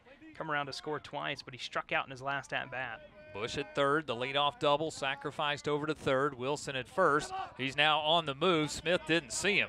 And a stolen base here for Wilson as the pitch on the outside. Boy, if Smith would have taken a glance over at first, he would have caught Wilson 25 feet off the bag, hung up between first and second. But nonetheless, the stolen base, so now 2 in scoring position and a 1-1 count. Here's the 1-1. That's outside. Good stop. Backhanded pick there by Tweed. 2 balls and 1 strike. Yeah, and that could have been trouble right there, but a good stop by Tanner Tweed prevents anything from happening.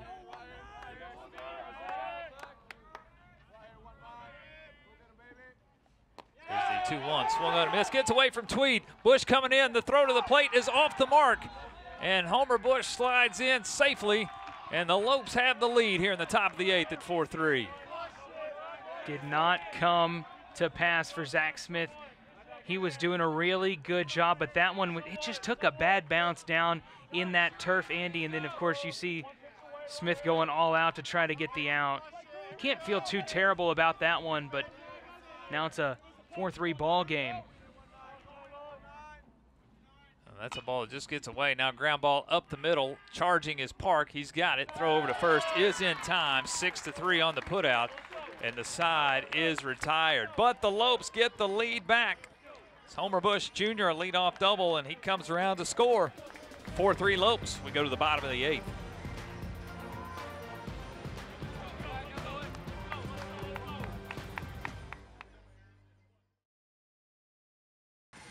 (4-3) Lopes. We go to the bottom of the 8th inning as Homer Bush Jr. scores on what was ruled a wild pitch by Zach Smith. That allows Bush to score from third. We'll get another look at it here in just a moment. You can just see it's a ball that skips away from Tanner Tweed. He tried to backhand pick it, just couldn't field it cleanly. And Bush slides in to the throw coming back to home plate. 4-3 Lopes, bottom of the 8th. Grant Richardson still on the mound here. He came in relief with the bases loaded. ACU did score 1 to tie the contest, but good job by Richardson to get the Lopes out of trouble. Got a tough part of the lineup here, though, with Britt, Tatro, and Tweed. Of course, GCU's done a good job silencing them today so far, but those were all through Thornton. As here's a ball lifted deep, left field. Giving chase is Barise. He'll make a leap at the wall, but it is not enough. It's a solo home run for Logan Britt to lead off the bottom of the 8th. Britt, home run number 9, RBI number 29. We're back to even. It's 4 apiece. Yeah, Logan Britt, he got every ounce of that ball. Drove it out into left field. We knew it was going to happen with him. Eventually, he's been showing power all day, and that one was right in his sweet spot. He's got about as smooth a swing you're going to see on either of these teams, and sends that one over the wall for a home run. A big sigh of relief, I think, for the Wildcat dugout right there after giving up the lead in the top of the 8th. It takes 2 pitches to tie things back up in the bottom of the 8th. Now the Wildcats can be the aggressor here at the plate with a tie ball game at 4-4. That's got to be relaxing for Zach Smith, too. So here's Miller, check that, Grayson Tatro now at the plate. Again for Britt, home run number 9, RBI 29 on the season. A 4-4 ball game. Pitch in the zone, 1 ball and 1 strike. Tatro today 0 for 3. On the weekend, 4 for 9. 2 home runs. Foul this one first base side. Let's close the line again on Zach Thornton, the starting pitcher today. 114 pitches, 6 innings of work, 3 runs. 2 of those were earned, 6 hits, 3 strikeouts, 3 walks. He is not now the pitcher of record in a 4-4 game in the 8th. There's a ball upstairs to Tatro, and it's 2 balls and 2 strikes. Boy, Logan just turned on that sucker and got it out of here. That's the 6th home run on the weekend for the Wildcats. 4 on Friday, 1 yesterday, 1 now today. There's a 2-2, that misses. Richardson thought he had strike 3, doesn't get the call. Ton of movement on that one, too. Really good pitch, just did not get what part of the plate he wanted. 3-2, here's a payoff pitch. This one lifted, left field, fairly deep. Baree's giving chase. He's at the warning track. He'll make the catch. Opposite field shot there for Tatro. Got up underneath it. It stays in the yard. Baree's able to track it down, make the catch on the warning track. Yeah, low in the zone. Grayson didn't get exactly what he wanted on that one. A little bit different wind. You probably could have seen something else happen there, but Grayson didn't get all of it. And Coach Wallace has come out. We'll see another pitching change here for Grand Canyon.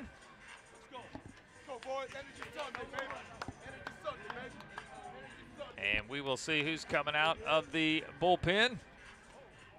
Looks like it'll be Nathan Ward to take over. We'll tell you about him after the timeout. 4-4 game, 1 out, bottom of the 8th.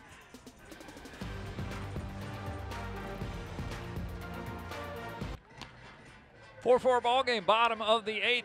Coach Greg Wallace has gone to his bullpen one more time. The 3rd Lopes pitcher this afternoon, and we'll go to the right-hander here. He wears number 14 on his back. It's Nathan Ward. Yeah, from Phoenix, Arizona. He went to JUCO at Yavapai College this season. 7 innings pitched for this pitcher.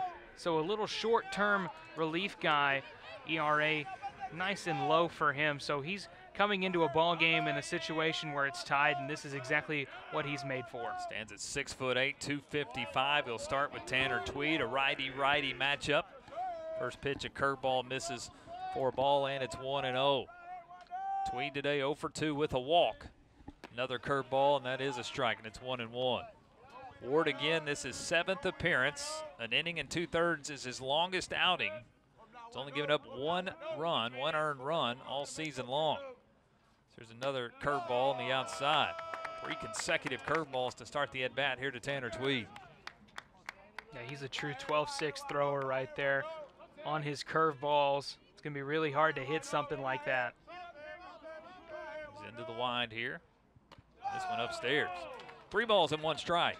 Logan Britt, a solo home run to lead off this bottom of the 8th. Grand Canyon with 1 in the top of the 8th. ACU has responded with the solo shot. There's the 3-1. Curveball, that's in for a strike. Full count here to Tanner Tweed. Maddox Meesey waits on deck. 2 strikes right now to Tweed, both of them on those curveballs. Here's the payoff pitch. Curveball, ripped back up the middle. That's a single into center field. Tanner Tweed has his first hit this afternoon. It's been a great weekend for Tanner with 10 RBIs. His 6th hit of the weekend. He's the go-ahead run. He's at first base with 1 out. Yeah, ACU keeps the train going here. Get you a single, bring in Maddox Meesey here, who, like we've said, has had a bit of a flair for the dramatic this year. Still action in the Grand Canyon bullpen. Again, we talked about Ward. He's a short reliever here, but another righty-righty matchup with Meesey at the plate. First pitch here, fastball for a strike at 90. And it's 0-1. Maddox 0 for 3 today. 2 flyouts to right, a ground out to shortstop. Tweed not a huge threat to run. Just 2 stolen bases on the year. Here's a pitch high and tight, 1-1. Yeah, nice and high there up at the eye level for Maddox Meese. 4 runs, 8 hits, no errors for ACU, 4-5-1 for GCU. There's a 1-1 to Meese, curveball, and it's in the zone on the outside portion. 1 ball and 2 strikes. Quick work here on Maddox Meese. Got him down in the count now. Tweed a short lead over at first. Maddox will have to protect. Here's the 1-2. Another curveball, and it's a beauty. And it's in the zone for strike 3. That has been the pitch of choice thus far for Nathan Ward, and he strikes out Meese for the 2nd out of the inning. Yeah, that curveball, it sure is a thing of beauty. Let's take a look at it.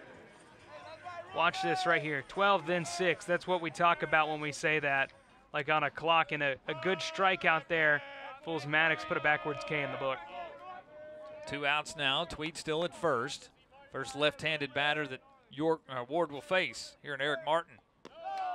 Fastball low. GCU with 1 in the first, 1 in the second. ACU added a run in the 3rd, made it 2-1. GCU a single in the 4th. It was 3-1. ACU singles in the 5th and the 7th to tie us at 3. They both scored here in the 8th to tie us at 4. Curveball misses. 2 balls and no strikes.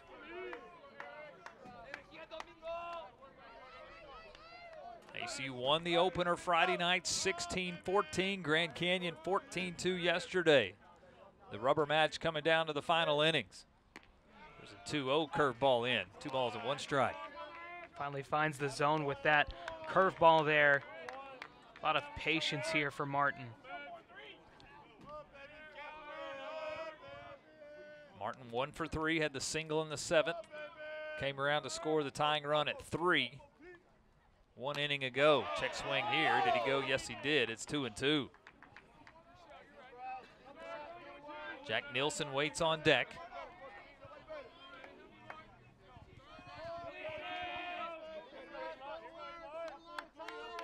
A 4-4 game. Ward comes set. And the 2-2 lifted out of play. We'll do 2-2 again. Be interesting to see here if might see Tweed get the green light, get the wheels turning, try to get a hit and run going, something in the gap. Maybe he could score from first.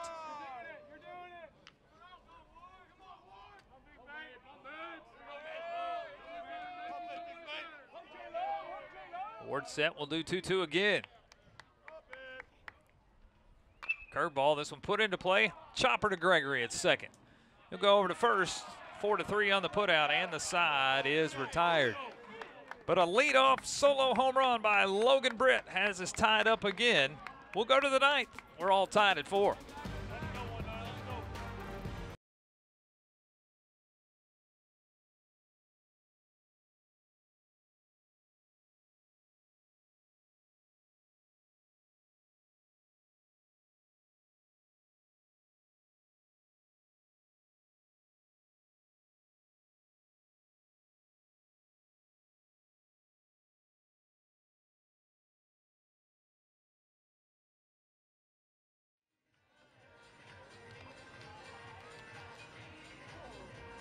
And we go to the top of the 9th. It's been a crazy, dizzy day, as you can see on the ballpark. A lot of fun going on off the field as well as on. You can see a 4-4 ball game. We move to the top of the 9th. Dramatics here in Abilene, here in this rubber match. Zach Smith back on the mound. He came in the 8th. He shut the door. He'll take over here in the 9th as well. 4 runs, 8 hits, no errors for ACU. 4 runs, 5 hits. 1 error for Grand Canyon. Nothing more than single runs on the board all day long today. We've seen quality baseball all throughout. Who can make the final play and win 2 out of 3 this weekend? We shall see. It's Peyton, Buckley, and Barrera scheduled to bat here versus Smith here in the 9th.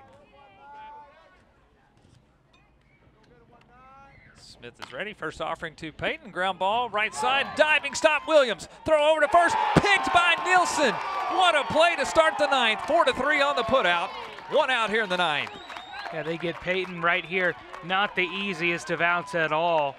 A little chopper over on the right side. That's a difficult play to make, and he throws on to first, and that fires about everyone up on that ACU roster. Boy, and we've seen Williams all day long playing deep at second base and able to make the play there and make the dive, make the throw.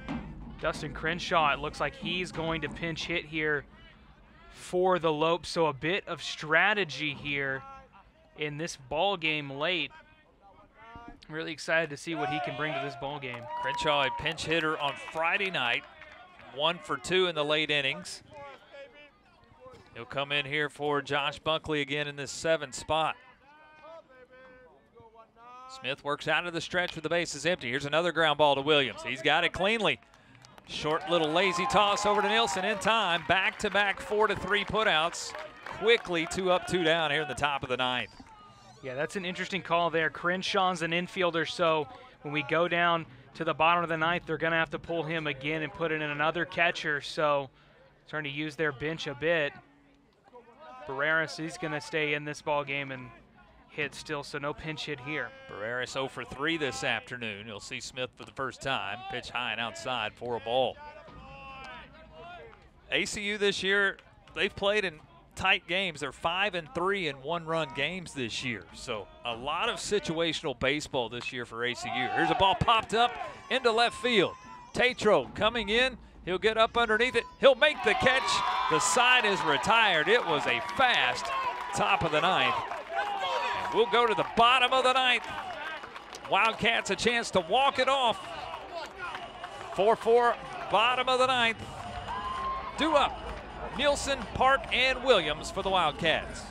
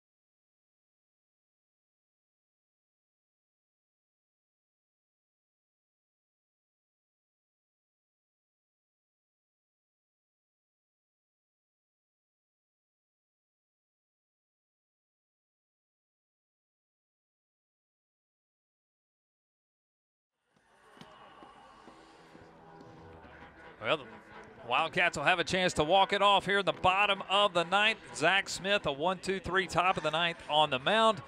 Nathan Warder tried to do the same here for GCU. 4-4 ball game, bottom of the 9th. Yeah, this is getting down to the bit. John Sheehan, to note, he's in to catch for Crenshaw, who substituted, or pinch hit, pardon me, for Buckley in the last half inning. So defensive change there for the Lopes. Jack Nielsen to lead it off here in the 9th. First time he'll see Ward. First pitch, a curveball outside. Nielsen, his first start of the year, he's 2 for 2, a single, a double. He's also walked. He's scored twice today. Ward into the wind, and the 1-0 is a fastball that's in for a strike.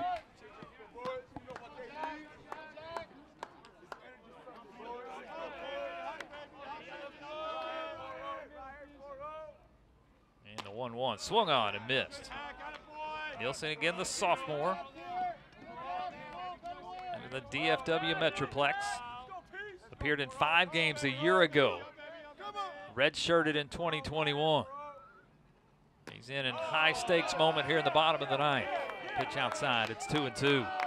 A good take in this situation. Really proud to see someone take a ball like that. Really hard one not to swing at. One high and tight. Grand Canyon 10-7 in conference play. ACU currently sits at 9-5, trying to get win number 2. or it's going to win number 10. Grand Canyon's played one more series than ACU has in conference. Here's a payoff pitch. Swung on, foul back. Good cut. We'll do 3-2 again. It's the halfway point of the WAC schedule for ACU. Game number 15 of 30. 5 series remain. Grand Canyon with 4. The second and third place teams in the conference starting today. Here's a payoff pitch. Curveball catches the outside corner for strike 3. Good looking pitch there for Ward. Paints the black on the outside for out number 1. Yeah, just a really big strikeout right there. Backwards K in the book. How do you strike someone out like that with a curveball? That's beautiful. A big first out here in the 9th. And that'll bring up Crew Park. Park today officially 0 for 1. He's walked, laid down a sacrifice, and he's flown out. So officially 0 for 1.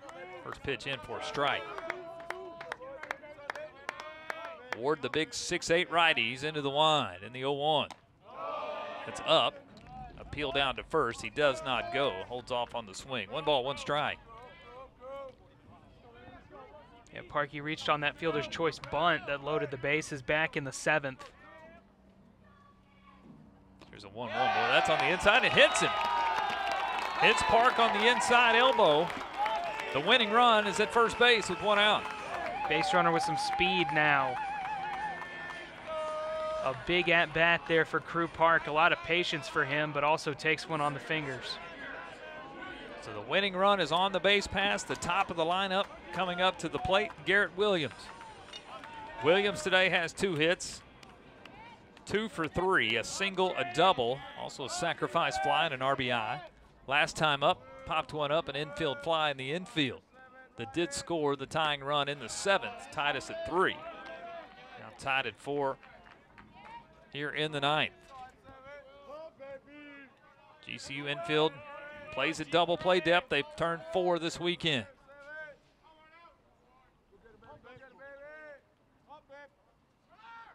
Here's a ground ball, third base side, stays in fair territory. The throw to second in time, over to first, not in time.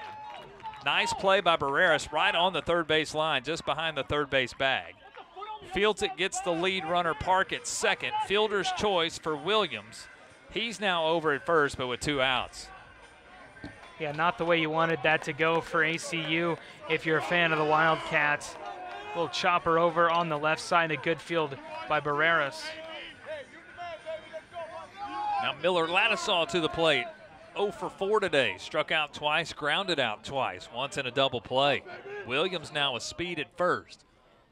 First offering here stays upstairs for a ball. Let's go, baby. You're the dude. Grant Richardson today, an inning and a third of relief. 1 run, 1 hit. It was the Logan Britt solo home run in the 8th. Ward has come in and done a job, an inning and a third of work. There's a curveball in for a strike, and it's 1-1. This is this part of the lineup's first time seeing Ward so far today, so interesting to see how they approach that curveball. Curveball's in the low to mid 70s, the last one at 73. There's a 1-1.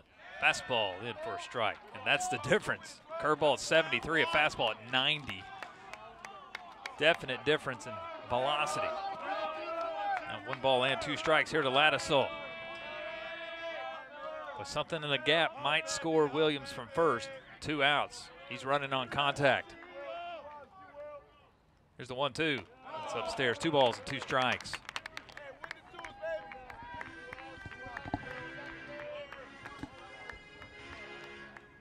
Outfield plays deep. They're all about 3 steps inside the warning track.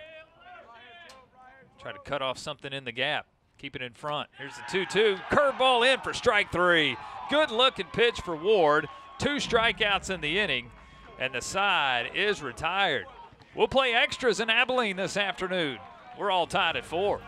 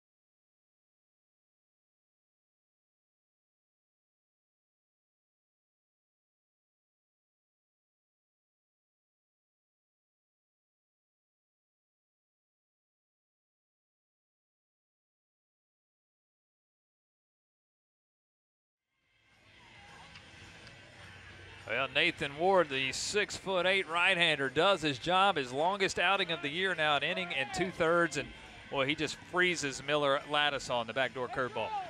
Yeah, that's what I was talking about. That 10, that was about pretty good pitch right there. 12 to 5. I couldn't get the number on that one, but a good curveball gets a strikeout. You freeze a guy up like that, you got to feel good about yourself. Ward does his job. He gets the Grand Canyon lineup back to the plate. Zach Smith still on here in relief for the Wildcats as we go to extras.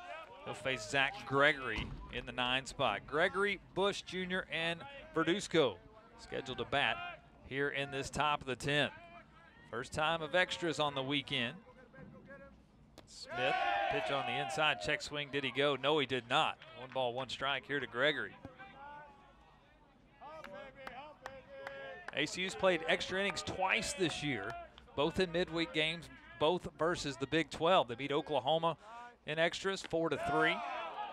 In 10 innings, they beat Baylor 5-2 in 11 innings. A little bit more on the line here in conference play. 1 ball, 2 strikes here to Zach Gregory.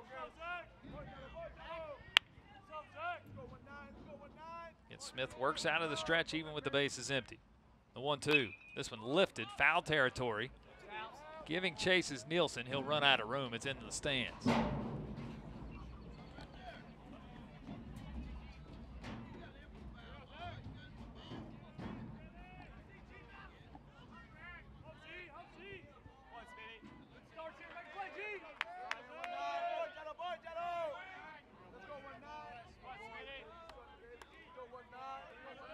Smith ready ahead in the count. And the 1-2 on the shoe tops. Just misses. 2 balls and 2 strikes. We hear a lot more chatter and chirping from both sides and the stands. Everybody's engaged in this one in extra innings. There's a 2-2 chopper foul. Nielsen will play it, but in foul territory. We'll do 2-2 again.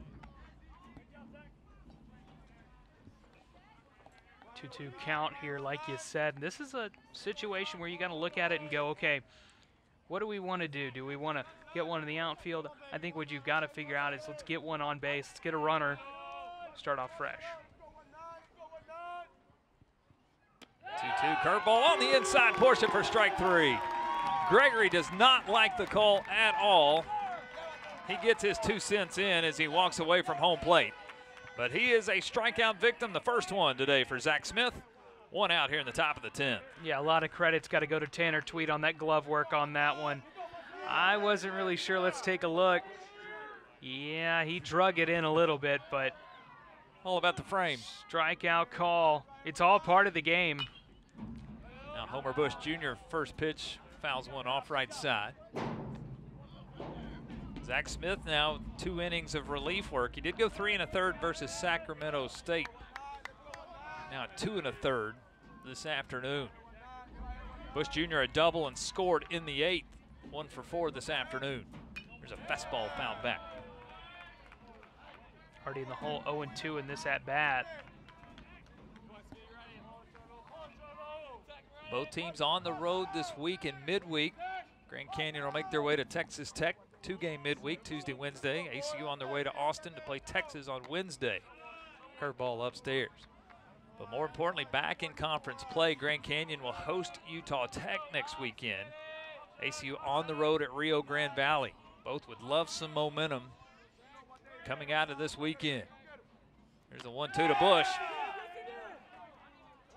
And just missed. Close call. That one must have rid the top of the zone. 2 balls and 2 strikes.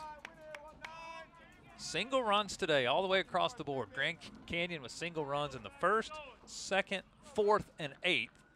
ACU in the 3rd, 5th, 7th, and 8th.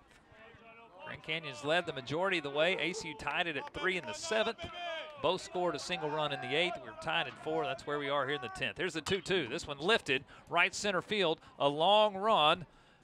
But underneath it is Martin, the right fielder. He'll get there. Martin and Britt both giving chase. Martin able to get there in that right center field gap. Bush is retired, fly out to 9, 2 outs here in the inning. Didn't get all of that one that he wanted. Very difficult to field there for Martin, though. 6 in a row now retired by Smith. And that dates back to an intentional walk given to Wilson. First pitch here to Cade Verduzco outside. Verduzco, a solo home run back in the first inning. Since he's flown out, reached on a fielder's choice, laid down a sacrifice. He'll hit a ground ball, park at shortstop. Long throw on a hop. Nielsen got it, 6-3 on the putout, and the side is retired. That's 8 in a row by Zach Smith. We'll go to the bottom of the 10th. We're still tied at 4.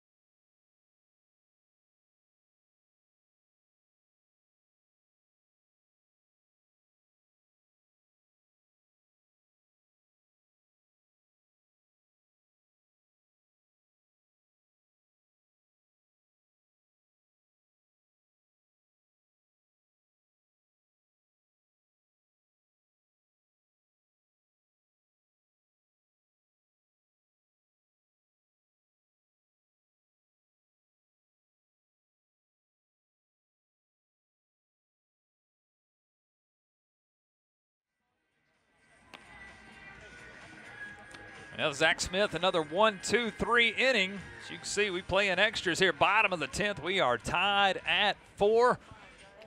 Nathan Ward, who shut down the Wildcats in the 9th, called on to do it again here in the 10th. It's the heart of the lineup, Britt, Tatro, and Tweed. 3, 4, and 5 here against Nathan Ward. Glad you're with us this afternoon. Andy Penny alongside Coy Oslin. This rubber game of 3 games set. It's been a great weekend of baseball. We get to watch it a few extra innings. Here's Logan Britt. First pitch swinging, right center field, fairly deep. Bush Jr. in the gap. He's underneath it. He'll make the catch. An exciting fly out to center field. 1 pitch, 1 out here in the bottom of the 10th. Yeah, Britt wanted to send everyone home on that one. Didn't get exactly all of it, but still pretty good swing on this one. Bush Jr. was there to field it, though. Can't hit a pitch like that too hard, though. Now here's Grayson Tatro. Tatro, ground ball up the middle into center field, a base hit. Wildcats have the winning run on the base pass here. 1 out single by Tatro. His first hit this afternoon. He's 1 for 5. Wildcats starting to see that off-speed pitch a little bit better. Although that's a fastball. Tatro drives it right back up the middle. Yeah, Tanner Tweed now gets a chance at this. You got a little bit of speed with Tatro on first. 5 stolen bases this year, been caught 3 times. Strategy's going to be tough here with 1 out. Tweed today 1 for 3 with a walk as well. 4 plate appearances. Ward first offering. It was a strike at 85. I have to give credit to both of these bullpens. They've been great today. Huffling and Smith today for ACU. Ward's done a job. He came in, he's the 3rd pitcher today. Richardson a nice job before Ward has taken over. 1 ball, 1 strike here to Tanner Tweed. Tatro leads off first. There's the Ward kick in the 1-1. This one lifted foul out of play. 1 ball and 2 strikes. Yeah, Ward's looked amazing today. Really good stuff from him, especially that curveball. I'd expect to see it right here with a 1-2 count. It's been his strikeout pitch. This is Ward's longest outing of the season now at 2 innings. 6 outs retired. He'd gone an inning and 2/3 2 different times, but now 2 innings his longest outing. 1-2 here to Tweed. There's the kick, runner on the move, swung on and missed. Throw down to second in time. It's a strike him out, throw him out. Double play for the Lopes. Tatro eliminated on the base pass. Tweed strikes out swinging, and the inning is done. We'll play extras. We'll move to the 11th now. We're still tied at 4.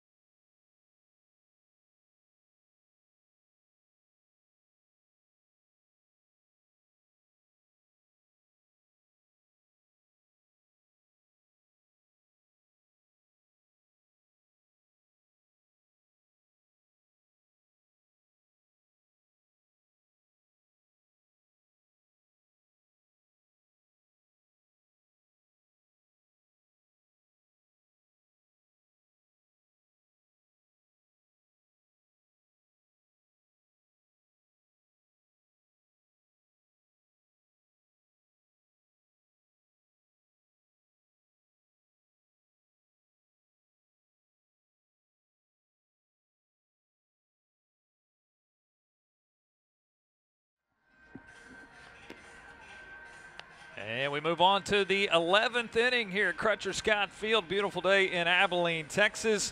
It wasn't the most conventional of double plays for Grand Canyon, but their 4th double play turn this weekend. Strike them out, throw them out, double play. Yeah, that felt really good. If you're a Lopes fan, you throw it over there. And just a great out for Sheehan. Comes in substitution behind the dish. Really good awareness there, though, to get the out. So we move to the 11th. Zach Smith still on the mound. 3 innings of relief. Just 28 pitches for Zach as he comes in here to start off the top of the 11th. It's Wilson, York, and Barise who will see Smith. Wilson is the last Lope that has reached the base pass. First pitch swinging, pops one up, foul territory. Meese, though, has room. He's underneath it. He'll make the catch. That's a huge first out. Wilson pops up. Again, in foul territory, 1 pitch, 1 out. Yeah, Wilson, an interesting swing on this one. Just a bit behind on it, off the toe of the bat. Nothing is going to happen when you do that. That's 9 in a row now retired by Zach Smith. There's Zach York, the always dangerous Zach York. First pitch, a strike. It's 0-1. York today 0 for 4, but he has hit 2 home runs this weekend. Yeah, Zach Smith here just attacking immediately. That one misses down low. 1 ball and 1 strike. 4 runs, 9 hits for ACU. 4 runs, 5 hits today for GCU. That one's outside. And it's 2-1.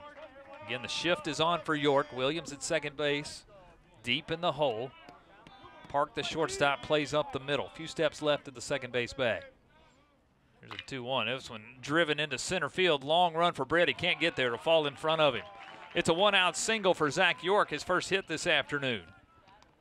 What a good piece of hitting there for Zach York. Drove it up the middle. It's the only place he can do it, but he does the shift pretty well. He can find those gaps. He usually had a tough time doing that, and there will be a pinch runner in this at-bat. As Maxwell Andeal, who played on Friday night, will come in and run.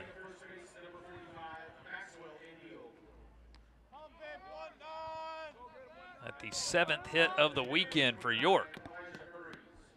With Andeal on to run here, courtesy runner, 1 out in the top of the 11th.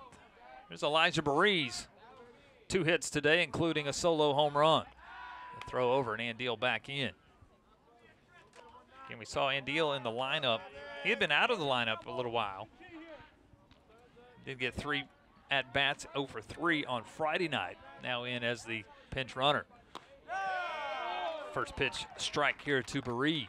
It's 0-1. That's always a tough deal to do, is to pull your power bat for a pinch runner. Situational baseball here in the top of the 11th.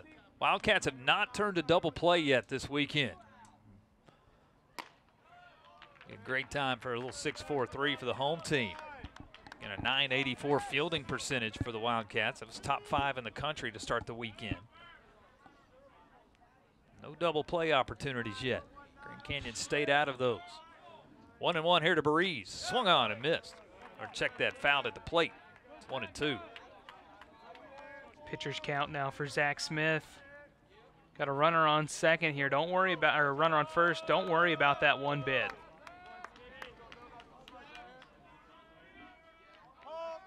Smith has the one he likes from Tweed as he relays the message.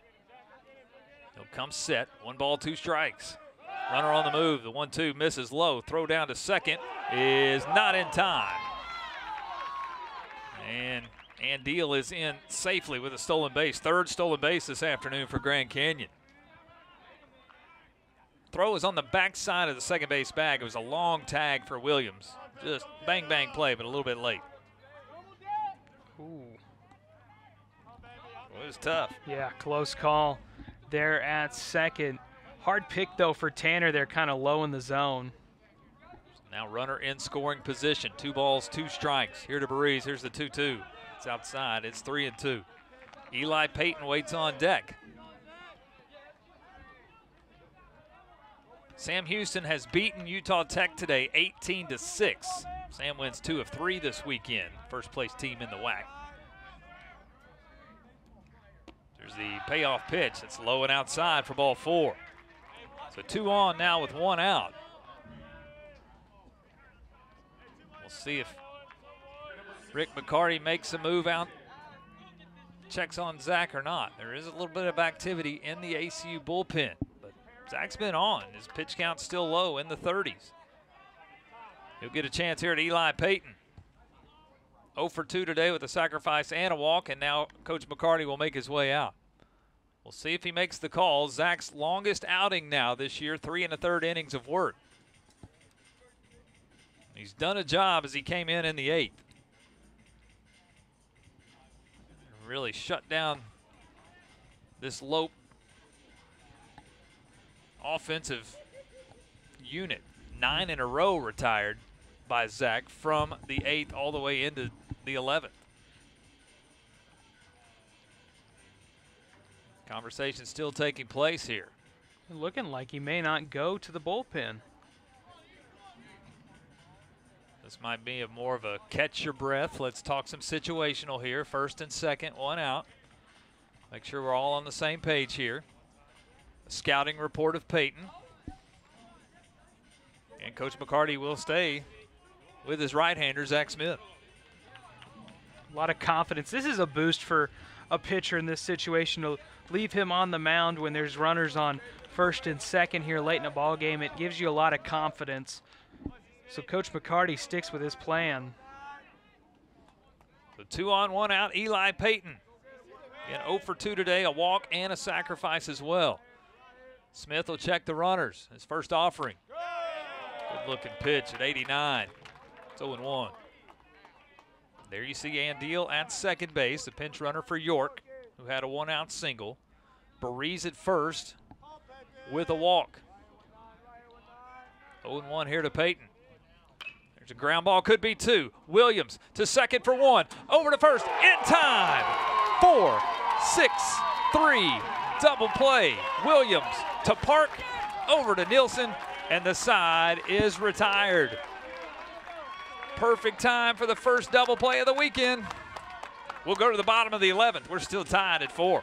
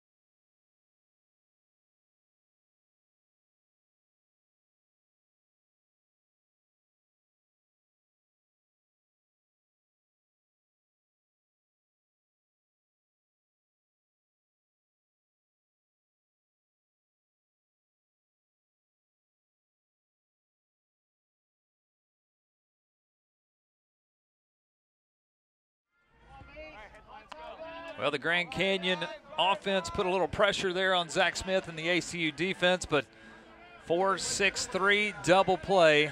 Here Coy gets the Wildcats out at the top of the 11. What a good job from Coach McCarty, making that call to keep Zach in. You go 4-6-3, get out of the inning right there. You know, fired up they are. Nathan Ward still in here for the Lopes, bottom of the 11th. First pitch, swinging. Maddox Measy hits one to shortstop. Wilson has trouble with it. It's an E6. The leadoff man is on. Hard ground ball to Wilson at shortstop, but a play he could have made. He boots it. Wildcats have the winning run on the base pass. You don't see a lot of guys like Wilson play like that and have a situation like that happen. But when a ball's hit that hard, they're going to struggle with it. Jacob Wilson can't come up with it. And Maddox Meese's on first here. You've got speed on first now. This young guy, he can get around those bases. And now, do we see small ball again? Rick McCarty is calling Martin back. Here, have a little conversation here. And I do believe we might see a pinch hitter here in a situational type setup. It looks like we might see Jake Skaggs coming out of the dugout. Try to do a job here and lay down a bunt.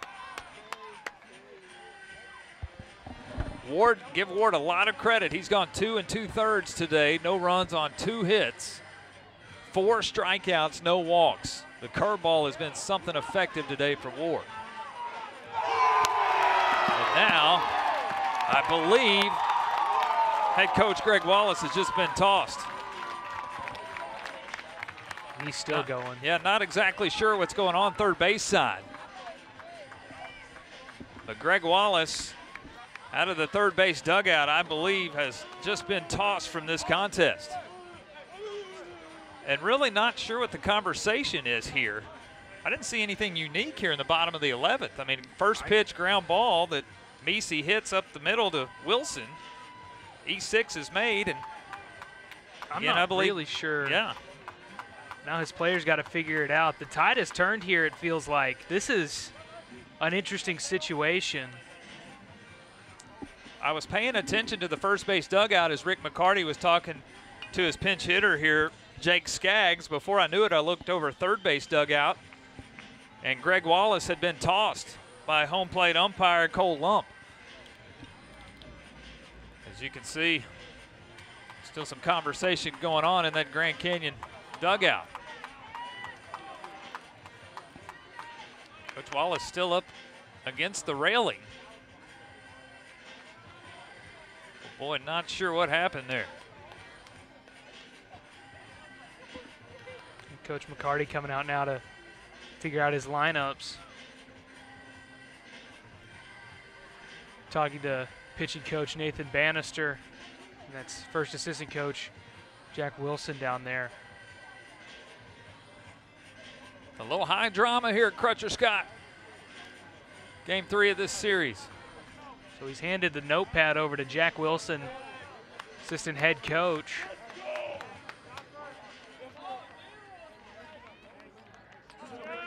While it's all being situated here, we'll see again the pinch hitter, Jake Skaggs. Skaggs playing in his 19th game, 229 the average. Time to do a job here and lay down a sacrifice. Winning run, Maddox Meesey over at first. Barreras plays well in at third, ready to charge. Here's Skaggs. He'll pull the bat back. It's a ball out of the zone. It's 1-0. Yeah, you can put that bat out there anytime you want in this at bat. Everyone in this building, city, county, campus, conference know what he's about to do. He'll show bunt again. He squares the feet. Barreras well in already. This well outside. It's 2 balls and no strikes. I think here if you're Skaggs, you might take a pitch or 2. Take as many as you want in this situation. Just make sure you lay down the right bunt. If you're Skaggs, if you're GCU, don't overthink it. Just play your ball. You know what to do in this situation. I tell you, Barreras really charging hard at third. There's a ball outside. 3 balls and no strikes. I think you take the next 2. Definitely. You might show bunt, but pull it back. You force Ward to throw 3 consecutive pitches in the zone here. Meesey at first. Reached on a Jacob Wilson error at shortstop. Skaggs shows bunt. Here's the 3-0, pulls it back, takes it for a strike. It's 3-1.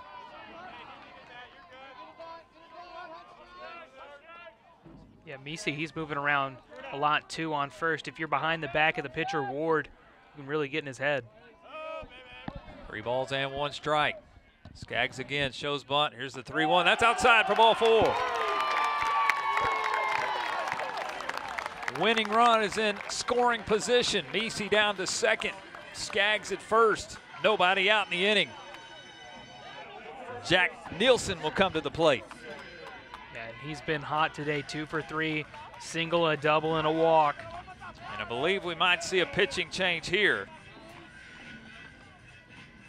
Quality outing for Nathan Ward, but 2 on, nobody out here in the bottom of the 11th.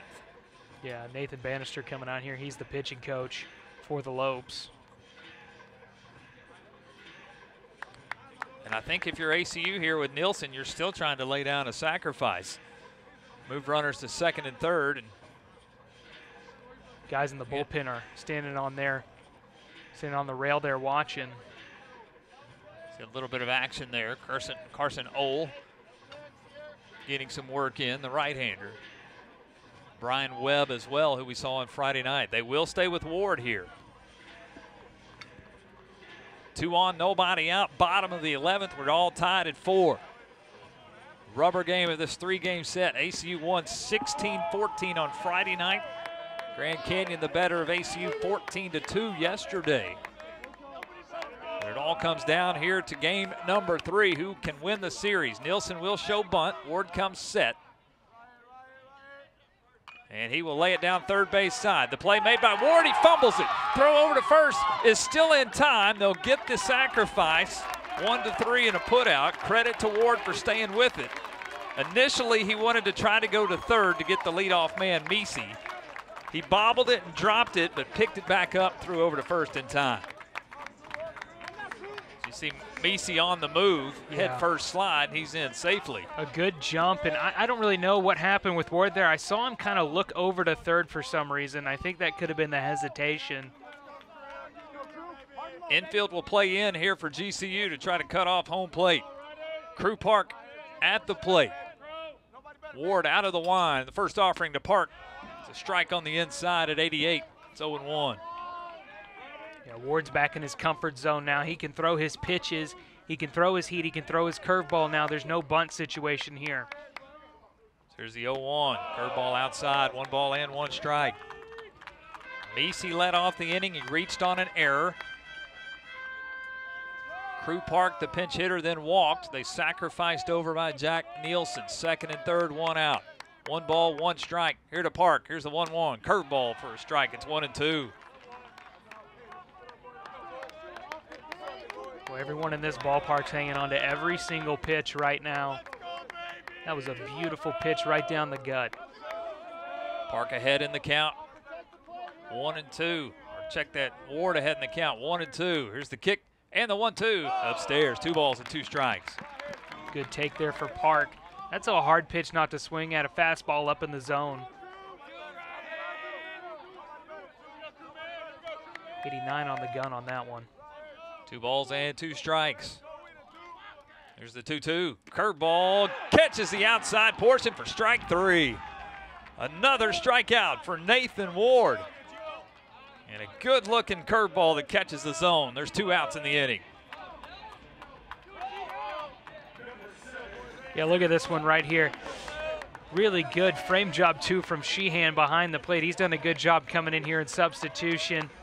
But a good pitch, too, from Ward. Gets another strikeout for him. That's 5 3 1/3 innings. 2 outs in the inning. Top of the lineup, Garrett Williams. Ward into the line. First pitch, a curveball. Stays up. 1-0, 4-4 ball game, bottom of the 11th. The winning run is at third base in Maddox Misi. There's a 1-0. This one lifted out of play. Against Oklahoma earlier this year, it was Maddox Misi who walked it off. Garrett Williams scored the winning run. Now it's the other way around. They're trying to do it the other way. Misi at third, Williams at the plate. Ward trying to get the game to the 12th. Here's the 1-1. That's high, 2 balls and 1 strike. Good job by Sheehan to come up out of the crouch and keep that one in front.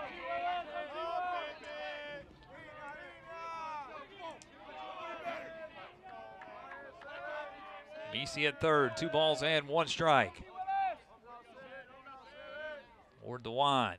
2-1 curveball outside. It's 3-1. First base is open. We'll put the force back in play. So see how selective Ward is here on 3 balls and 1 strike. Time is now called, and the intentional walk is going to go ahead and be given here for ball 4. So Williams will make his way to first. The bases are loaded. 2 outs. Miller Ladisaw will come to the plate. Yeah, Garrett's not happy about that call on that one. You can see his displeasure, throwing his shin guard. Not really excited about that, but hey, situation here now. Miller Ladisaw, he's 0 for 5 today. Got a little bit of something to prove here. Well, Nathan Ward, you know, he's cut him up all day today. And that might be the end of it for Ward. We might see situational lefty-lefty matchup. This is the second visit of the inning. And I do believe we will see a fresh arm here for Grand Canyon. Carson Ohl will get the call. 4-4 ball game, bottom of the 11th, bases loaded. We'll tell you about Ohl after this timeout.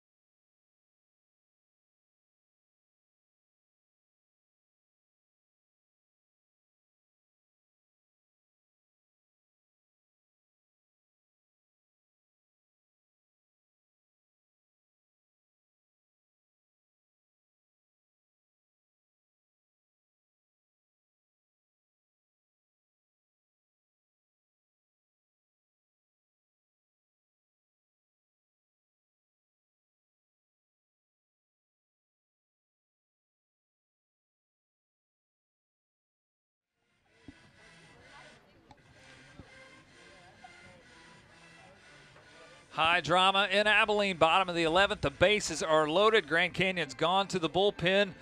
It's the sophomore right-hander, Carson Ohl, who will take over on the mound. Again, with the bases loaded. 2 outs, bottom of the 11th inning. Product of Simi Valley, California. He steps on the mound here. 5.48 ERA this season in 21 1/3 innings this season. Batters batting pretty solid against him. 253 on the year for the right-hander. Walk into a situation here, Mr. Ohl. Bases are loaded, bottom of the 11th. 2 outs. Nathan Ward did a great job for the Lopes in relief today. He'll hand it over to the right-hander. Righty-lefty matchup here for Miller Ladisaw. 0 for 5 today. Struck out 3 times. 2 ground outs.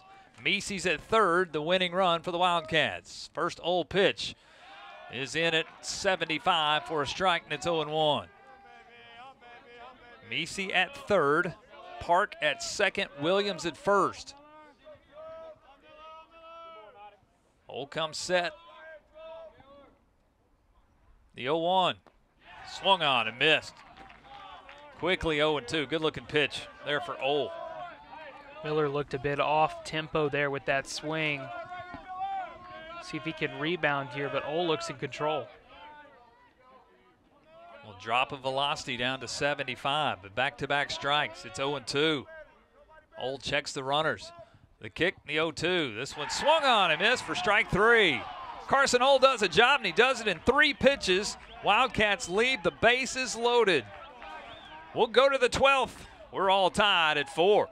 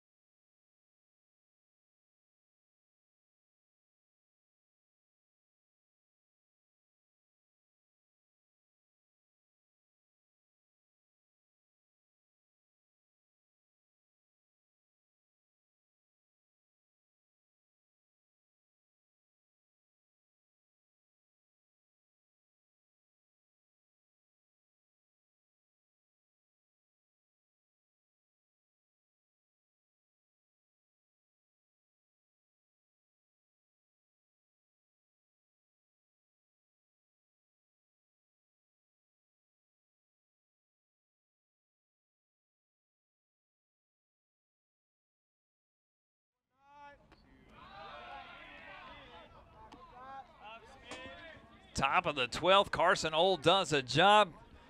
Strikes out Miller Lattisaw. Extra innings, we continue. Zach Smith still on the mound here for the Wildcats. 4 innings of work. He will start this top of the 12th inning as well. Career long for Zach Smith. 3 1/3 innings is his career long prior to this game. John Sheehan gets an at-bat here, the replacement catcher. It's a ball hit foul down the third baseline. As you mentioned, Zach Smith now 4+ innings of work. Just 41 pitches to get through 4 innings. Again, John Sheehan bats here in the 12th. Came in defensively after Crenshaw, a pinch hitter, a few innings ago. 4 runs, 9 hits for ACU, 4 runs, 6 hits for GCU this afternoon. There's a pitch, just misses on the outside. 2 balls and 2 strikes. Yeah, ACU was 90 feet away from winning this one in the 11th inning, and a good pitching substitution from Old comes out, stops the ACU bats. There's a 2-2 swung on and missed for strike 3. Sheehan down on strikes. Smith has a K, his second this afternoon. 1 up, 1 down here in the 12th. Let's close the line on Nathan Ward. A heck of a relief appearance for Ward today. 3 1/3 innings of work, no runs, 2 hits, 5 strikeouts. Carson Old comes in and gets the strikeout of Lattisaw to end the 11th. There's first pitch now to Barreras. Strike, it's 0-1. Barreras today 0 for 4. 2 flyouts, 2 groundouts. There's a ground ball that'll sneak its way into right field for a base hit. So 1 for 5 day now for Barreras. He'll be down at first base with 1 out.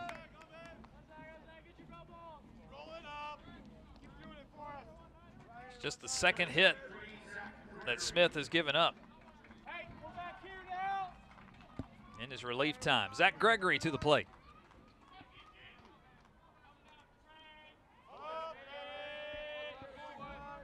Gregory today 0 for 2, but he has walked twice. Conference leader in walks. First pitch inside.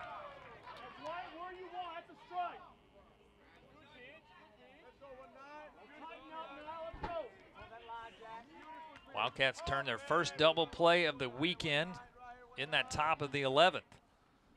There's a ball on the inside, and it's quickly 2-0. Little activity in the ACU bullpen. This is Smith's longest outing now of his career, 4 1/3. This one's upstairs, 3 balls and no strikes. Top of the lineup waits on deck. Homer Bush Jr. Yeah, that's going to be a tough part of the lineup here. You got to think maybe if Gregory gets on here that they'll go to the pin, and that's a good recovery strike for Zach.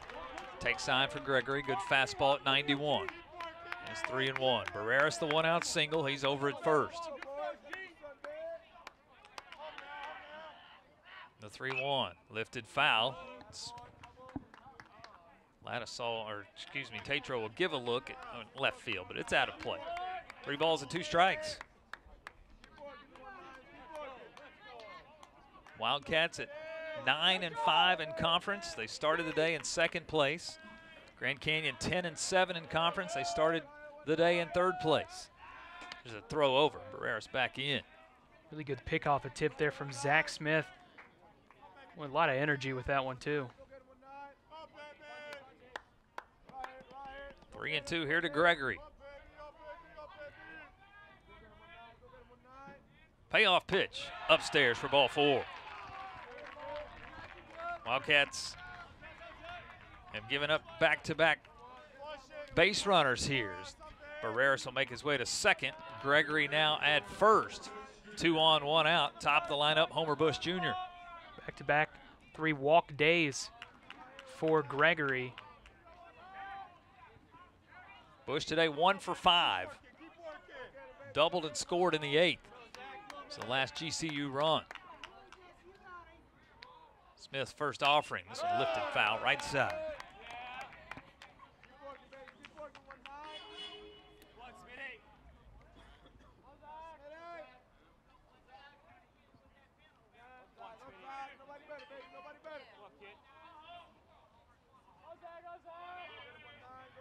Wildcats don't really hold on Barreras at second. Williams will give him a look, but not much. So 1 stays upstairs, 1 ball and 1 strike. Sam Houston again beat Utah Tech today. They won 2 of 3. They'll be the conference leader for a little while longer.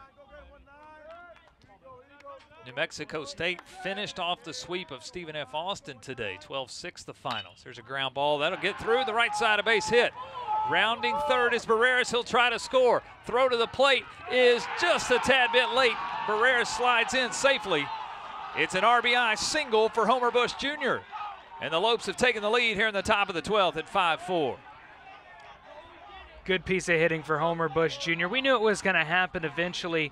Struggled all week, a double in the 8th, but here he goes, line ball, and that's why you want to have guys like that. Clutch situations, and a big play gives the Lopes a 5-4 lead. It's Barreras, the head first slide just in front of the throw that came in from Martin in right field. Gregory did stop at second, so still first and second, 1 out. Here's a pitch high and tight to Verduzco. RBI for Bush, his 29th of the season. His second hit now, 2 for 6. 5 for 16 on the weekend. And now conversation again from the umpires and the Grand Canyon coaching staff. Looks like it has something to do with one of the players on GCU yelling. Yeah, I think a little chirping going on after the pitch was high and tight.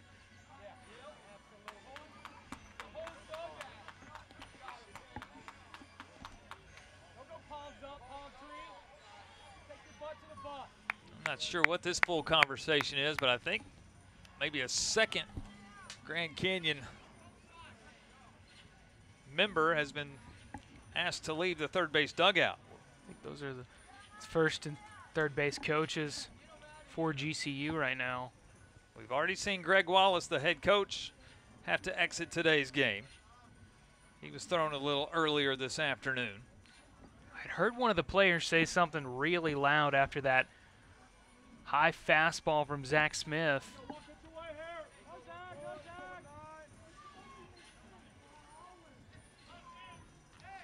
And nonetheless, it looks like cooler heads will prevail. We'll get back to some baseball. 5-4 Grand Canyon, top of the 12th. Homer Bush, an RBI single. With 1 out, scored Emilio Barreras, a head first slide. Nothing changes here for ACU. You still got to get out of this inning with minimal damage done. Give yourself an opportunity in the bottom of the 12th. Smith will come set. It's 1-0. Here to Verduzco. And the 1-0 curveball lifted into center field. Britt's underneath it. He'll make the catch. Gregory will show tag, but he'll stay put. Second out of the inning, a fly out to center, and Logan Britt. People may ask, why not go quickly, try to get back on the pitching side, get your pitcher out there while he's still kind of fresh and in this game. You want that insurance run. That's what you're trying to do here if you're Verduzco. Gets under this one and sends it out to center field. Nothing happens. No advancing or anything. Britt, of course, we know he's got an arm out there in center field. And Jacob Wilson looks like he will be awarded an intentional walk, and yes, he will, even with 2 on and 2 out. Coach Rick McCarty is not going to allow Wilson to swing the bat. He'll get the intentional walk. He'll go to first. Bush will move up to second. Gregory now at third. The bases are loaded. Pinch hitter here in the 4 spot, Maxwell Andeal, who pinch ran for York in the 11th, will now bat here in the 12th. First pitch on the outside, and it's ball 1. Again, Andeal this weekend 0 for 3 on Friday night. Did not see him yesterday. Andeal on the season a .288 average. Bases loaded, 2 outs, top of the 12th. There's a 1-0, that skips in, gets away from Tweed. Runner coming in is Gregory, and he will score. And there's the insurance run that Grand Canyon was looking for here in the top of the 12th on the wild pitch from Zach Smith. Gregory scores a 6-4 lead. Yeah, just a rough pitch here from Zach. He knew it immediately. Good awareness, too, from Gregory on third. Slides in cleanly, and it's a 6-4 ball game now. The other two runners advance as well. Bush at third, Wilson at second. It looks like it's going to be a day for Zach. Yeah, that might do it here for Zach Smith. Tremendous effort from the grad student, his 6th year in the program here at ACU, but starting to run out of gas 60 pitches in.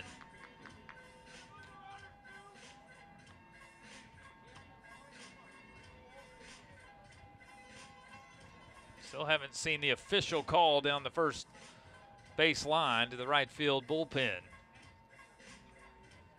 But it looks like, nope, Coach McCarty's going to stay with Zach here. This is his second mound visit to Zach today that he has decided to stay with Zach. I think it's a good choice here. Let the guy finish what he started. So runners at second and third, 2 balls, no strikes here to Maxwell and Deal. 2 runs across for Grand Canyon. It's a 2-0, that's inside, 3 balls and no strikes. Zach looks a little shooken up here in this situation. Catch your breath a little bit, trying to find the strike zone. It's the first inning we've had today with more than 1 run scored. We've had single runs all day long, but 2 here for Grand Canyon in the 12th.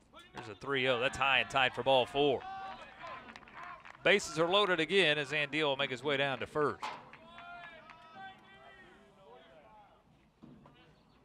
And here comes Elijah Berees. Coach McCarty on that top step, and he'll come out again. And this time we will make the pitching change. Great day today for Zach Smith, just starting to run out of steam here in the top of the 12th. We'll take the timeout. Grand Canyon a 2-run lead. We'll tell you about the new Wildcat pitcher after we step away. Wildcat Baseball and ESPN+.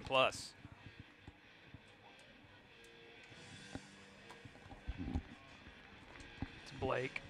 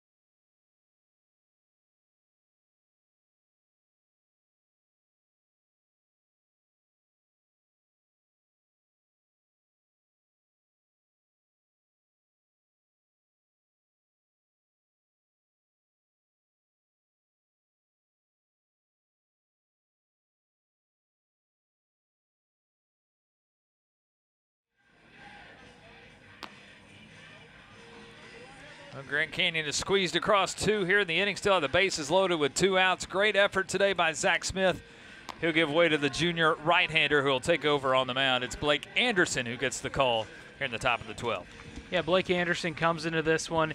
It's not exactly been a good inning for ACU, but Anderson this season, 5.67 ERA and 15 appearances, 27 innings for him. So coming out here trying to stop the bleeding here with runners on second and third and try to get an out and send ACU to the bottom of the 12th. Anderson is a guy who's bounced back and forth between relief efforts and starts. He's made 4 starts in his 15 appearances. He's really become the starter in the midweek. But an opportunity here to try to stop the bleeding top of the 12th. Of course, the midweek game versus Texas not until Wednesday. So Blake tried to come in, do a situational job here, get the Wildcat bats back to the plate in the bottom of the 12th, but some work to do. Grand Canyon squeezed across 2 in the inning. A 1-out single by Emilio Barreras, followed by a walk. Homer Bush Jr. an RBI single that scored Barreras. Wilson then walked, and Deal has walked as well. And Grand Canyon a 6-4 lead here, 2 outs in the top of the 12th. Bases are still loaded. Bush at third, Wilson at second, and Deal at first. Righty-righty matchup here, Blake Anderson and Elijah Berees.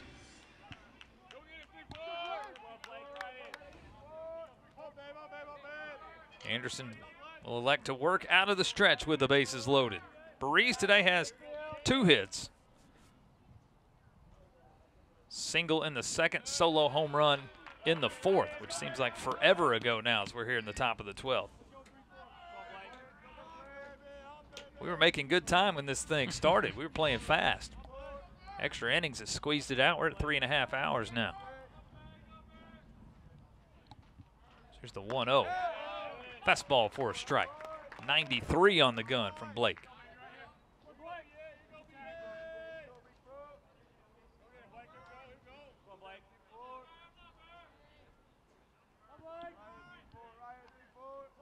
Anderson ready.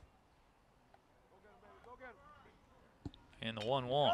It's fouled at the plate. 1 ball and 2 strikes. Behind on that one, just off the toe of the bat. Little squibbler. Looking ahead to the ACU 12th, it will be Britt, Tatro, and Tweed scheduled to bat. Wildcats left them loaded in the bottom of the 11th. Stranded 3 runners. Carson Old came in and struck out Miller Lattisaw with the bases loaded. 1 ball, 2 strikes here to Berees. And the 1-2, this one lifted, foul, out of play right side. Again, Grand Canyon stays in Texas, a 2-week midweek at Texas Tech, Tuesday and Wednesday. ACU will be in Austin, play the University of Texas on Wednesday. Continuing to travel south for a conference series on the road next weekend at Rio Grande Valley. 1-2 here to Berees.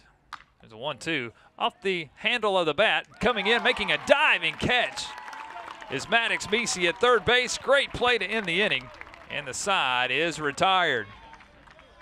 But Grand Canyon does some damage. They'll take a 2-run lead to the bottom of the 12th. It's 6-4 Lopes.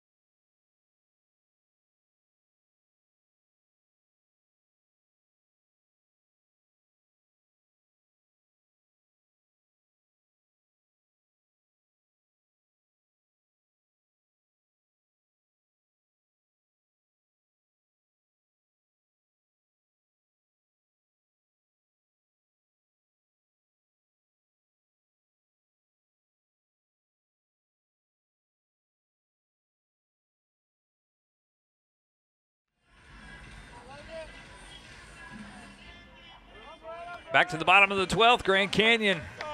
There you see the 2 runs in the top of the 12th. They've got a 6-4 lead. They're 3 outs away from victory, 3 outs away from winning this 3-game series this weekend. Carson Ohl still on the mound. He came in, bases loaded, bottom of the 11th. Struck out Miller Lattisaw. He'll get the call here in the bottom of the 12th. Logan Britt to lead it off. Britt, Tatro, and Tweed here for the Wildcats. First pitch, high chopper. Logan Britt to shortstop. Wilson's got it. Throw over to first, not in time. Great speed down the base pass. Logan Britt beats it out. It's an infield single. Wildcats have the leadoff man on here in the 12th. Yeah, a chopper like that favors a fast runner, and hey, Logan Britt shows why that is.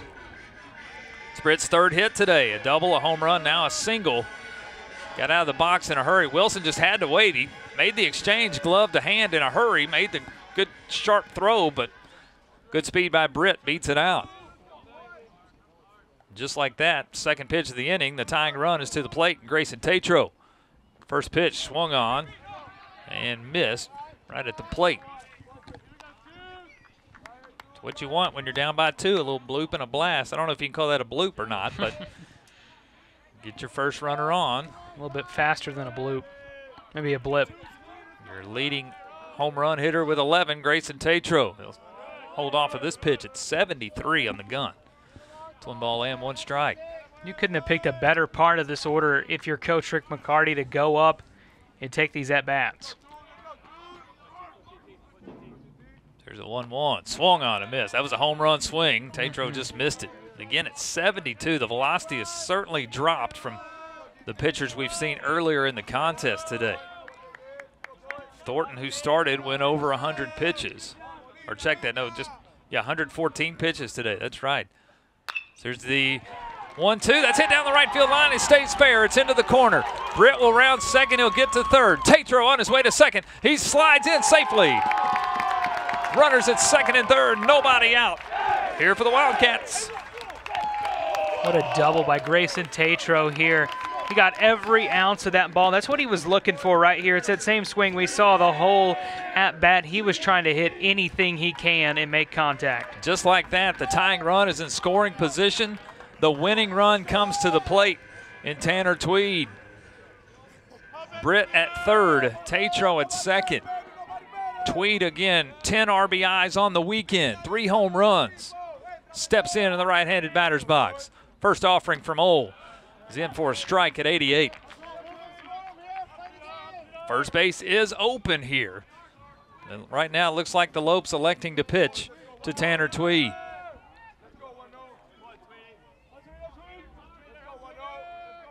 So Ole comes set in the 0-1. Another fastball misses outside. 1 ball and 1 strike. You could cut the tension with a knife in here right now, Andy.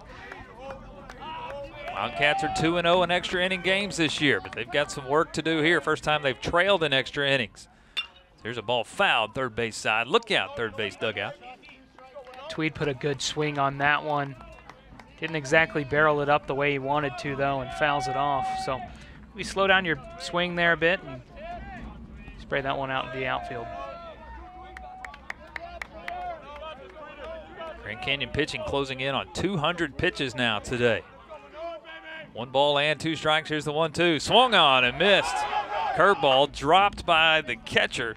There's Sheehan, but able to apply the tag to Tweed. First out here at the bottom of the 12th. Yeah, Tanner didn't even know that one was down in the ground. Started to run after.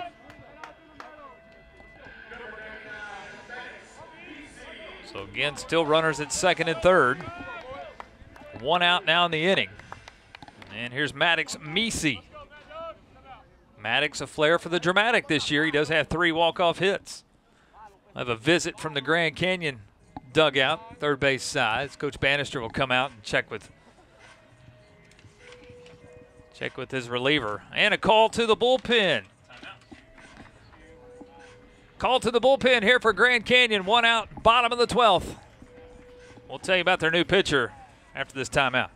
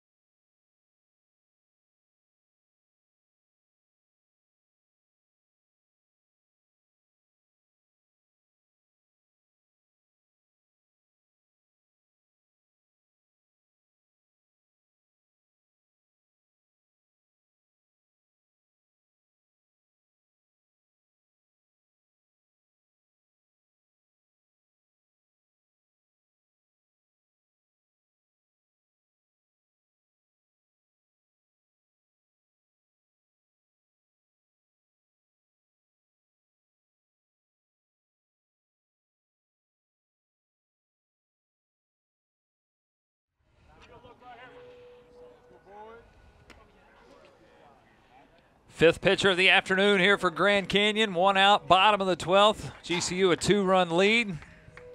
Tying run, though, in scoring position. Runners on second and third, and GCU's gone to the bullpen again. Brody Cooper Vasilakis will take over here on the mound. Tough situation here, but the right-handed pitcher will take over with 1 out in the bottom of the 12th.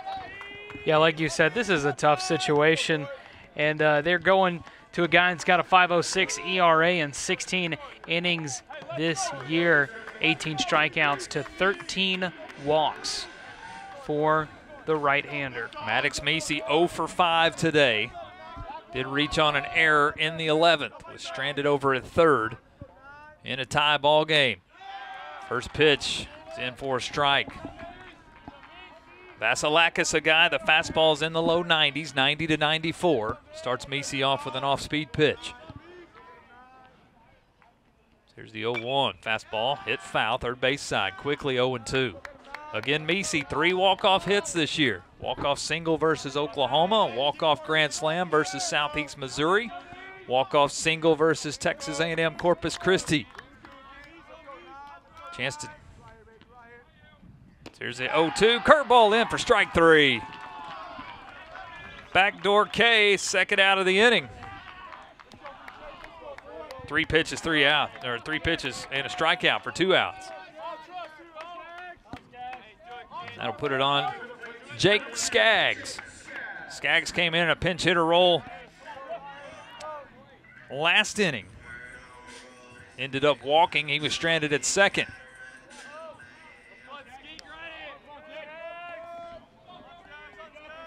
Britt at third. Tatro at second. First offering to Skaggs. Stays outside for a ball.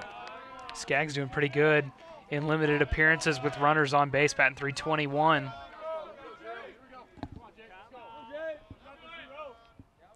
There's the 0-1. That's outside. 2 balls and no strikes.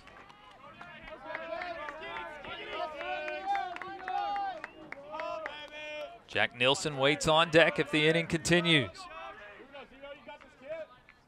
Vasilakis comes set, and the 2-0 to Skaggs.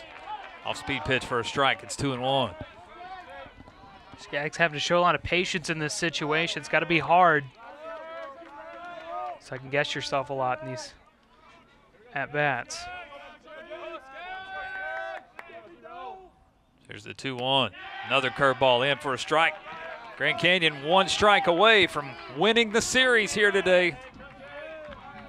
This rubber game of what's been a great weekend of baseball. We've had to go to extras here, bottom of the 12th. 2 balls, 2 strikes to Skaggs. Here's the kick and the 2-2. Fastball just misses. 3 balls and 2 strikes.